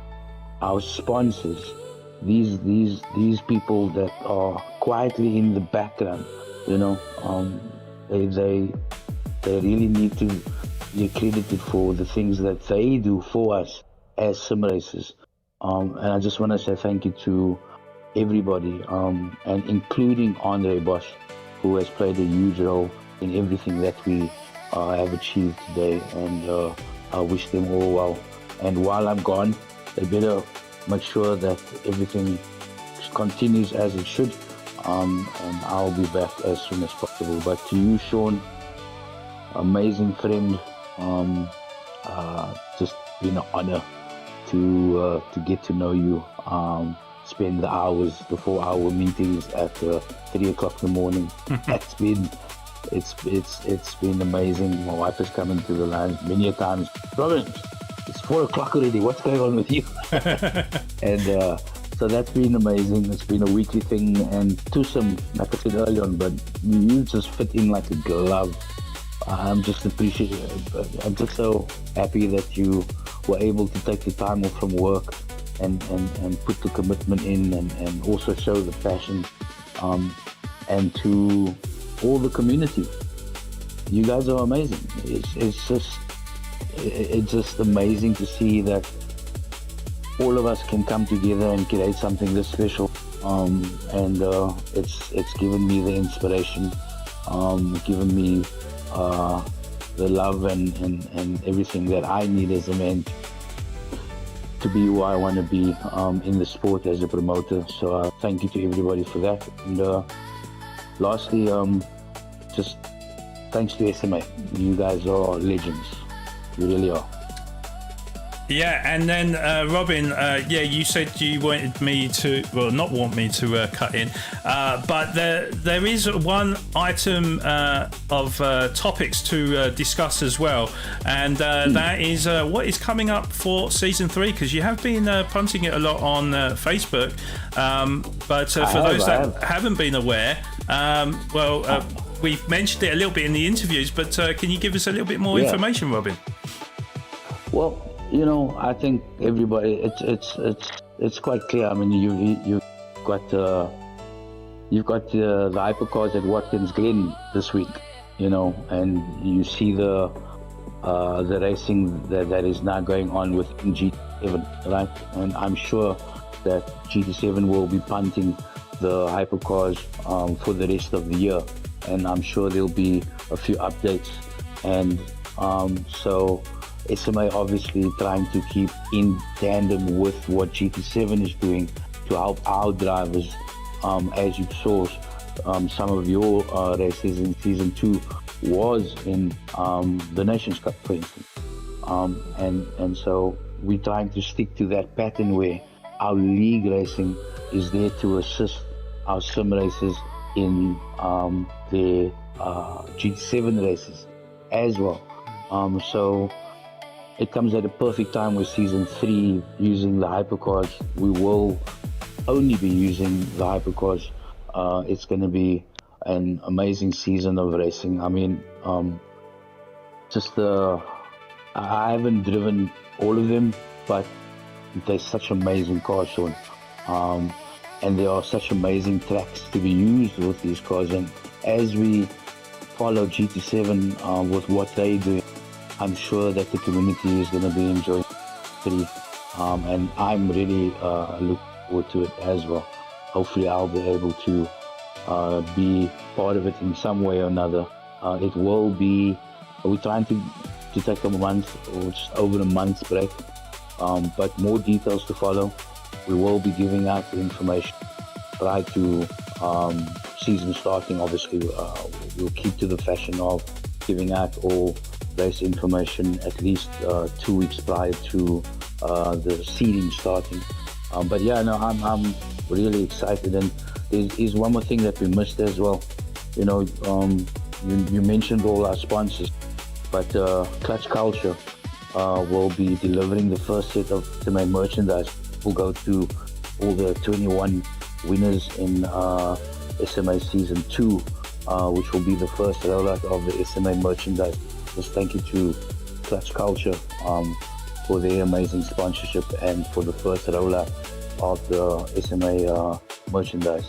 But yeah, Season 3 is going to be amazing, and I've already probably 90% of the community saying that they can't wait to know more. But you guys have been amazing. You need to take a break. Go spend some time with your wives and with your kids. Put the rig aside for a couple of weeks and get notifications out as soon as possible. Yeah, absolutely. Yeah, sorry, I completely forgot about the new sponsor of Clutch Culture.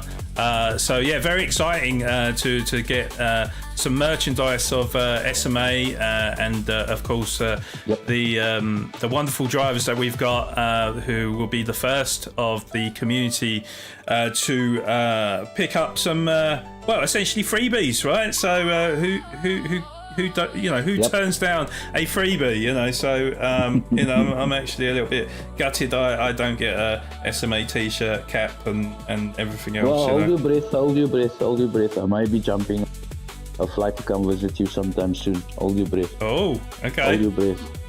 I've got to go and visit my bestie. I can't just leave it like that. But that being said, no, Don, it won't only be the Porsche show. It will be all the hypercars in Season 3. It's going to be amazing. Look, I have seen it on daily. I was watching Digit today, actually. Those cars are amazing. I think it's going to help improve the racecraft and just in general, because those cars really need to be driven correctly. I'm sure it's going to take our drivers to the next level where we can compete on a global spectrum, because that's what it's at, right? Some sim race in South Africa and all these other leagues should be, and I think we are progressing in terms of getting our drivers to be competitive on a world top ranking. You see it in the top 100 with SAGT's guys and VSR's guys as well occasionally when they do pop into the dailies. So it's nice to see that we are flying our flags high in world ranking and in lobbies on GT7, and that's great to see. So let's just all continue to do what we're doing, is to firstly have the respect on and off the track, be sportsmen, and just grow the sport as best we can. Yeah, completely agree with that, Robin. And just answering back to Sir Mags, no, they do not have a postnet in the UK.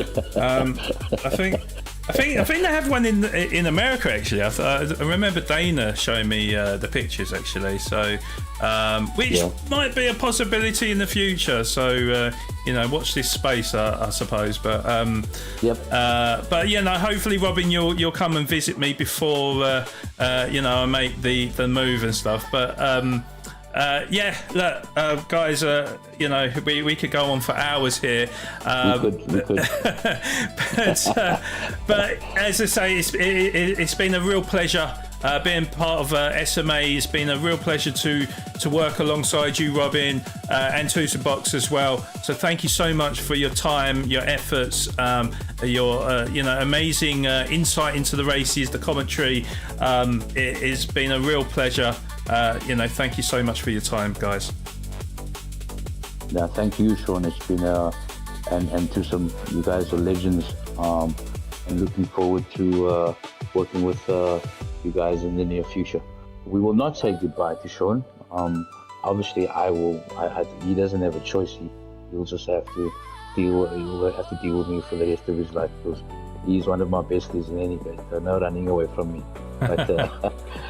But no invites for donuts at all. But we are gonna shut off season 2 once again. Just quickly, SMA admin, SMA sponsors, SMA community, and everybody that has been in this channel for as long as it's been around. Love you to bits. Hope to see you soon. Stay safe. Have a good week. Stay out of trouble, and keep on growing the sport. And proud of all of you. Thanks so much for everything that you've done for me as a person. It's given me great joy, and looking forward to seeing you guys when I get back. Thank you, Robin, and thank you, Tusm, as well. Oh, absolutely, Flawed. It's been an honor to be able to work these comments with you. I think I mentioned this at the end of season 1 as well, but hearing you do comms, even in some races that I've done myself, it's still kind of a surreal moment to be in the comms box with someone whose voice you hear across so many different leagues. And I'm also honored that both you and Robin, you saw that I can add to the production of this broadcast, and kind of gave me what was essentially my first serious commentator's quote unquote job. I call it a job, but honestly, it doesn't really feel like a job. At least for me, I know Paul's doing a lot more work behind the scenes, but yeah, I've enjoyed every moment of every race, and yeah, we'll see what we can do for season 3. Yep, 100%. Absolutely. Thank you very much. Honestly, I mean it from the bottom of my heart. I'm really struggling to get my words out now. Tusm, I mean, you've done an incredible job. I've seen how much you've progressed with the whole time that you've been with me and known me and stuff. And you're an absolute natural when it comes to commentary, and it's I can only see you going on to greater and bigger things if you were to pursue with the commentary game there. So, just like I say, a huge pleasure to work alongside you and Robin. And we'll see what the future holds. But thank you to everyone in chat. Thank you to everyone that has supported SMA throughout my time in SMA, and we hope to bring you more exciting events for the future. But what a fantastic 8 weeks of the season we've seen. I would say creating one of the most adrenaline pumped and intense seasons we've ever bore witness to. It was SAGT Nutcap, who becomes our SMA Season 2 champion to round off a brilliant championship. But I've been Flawed Genius Gaming, signing out for the last time in 2026. So enjoy Season 3 in a couple of months' time, and maybe we'll cross paths soon. But have a wonderful summer and stay safe out there. Bye-bye for now.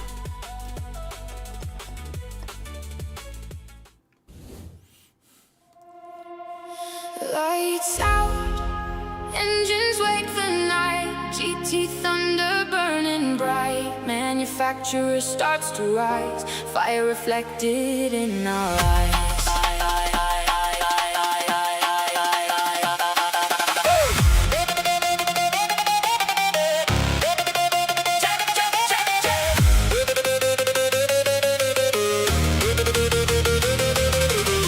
Carbon fiber, painted scars, GT4 and GT3 stars, manufacturer side by side, every driver born to fight. Pit lane pressure, countdown screams, living faster than our dreams, slipstream pulling through the rain, milliseconds decide the game. Headlights cut through clouds of smoke, every overtake feels close, front straight shaking from the sound, thousands screaming all around. No fear when the tires slide, no sleep on this midnight ride. One chance to become immortal now, feel the circuit shake somehow. Full throttle, take the lead, faster than the eye can read. GT legends chasing light, racing wars ignite tonight. Slipstream closer, door to door, hear the engine start to roar. Checker flag above the crowd, podium dreams are calling loud. We were made for speed, every heart still bleeds. Push it faster, take the corner, slipstream hunter. Cross the line, Push it faster, take the corner, slipstream hunter. cross the line. Yeah, GT3 monster with the aero attack, GT4 pressure while I'm chasing the pack. Every lap dangerous, no room to breathe. One wrong turn and you lose the lead. Manufacturer battle turning savage tonight. Different colors on the grid, but the goals are like AMG hunting while the Porsche stays near. McLaren in the mirrors make the whole crowd cheer. Late break dive on the inside lane. Tires smoke rising while we fight through pain. Draft so close I can hear your gears. Still standing tall after all these years. Pit crew fast with the strategy calls. One clean stop and we're breaking them all. From the green light launch to the final attack. Now the whole damn field trying to hold us back. Adrenaline under skin, every loss becomes a win. Final sector, final chance, fate is written in this day. Full throttle, take the lead, faster than the eye can read. GT legends chasing light, racing wars ignite tonight. Slipstream closer, door to door, hear the engine start to roar. Checkered flag above the crowd, podium dreams are calling out. We were made for speed, every heart still bleeds. Through the sparks and shattered rain, we return again, again. Every corner, every scar, Made us who we really are. hear the anthem of the track. No turning back, Last lap pressure, full attack. Drivers ready, engine scream. One more lap, one more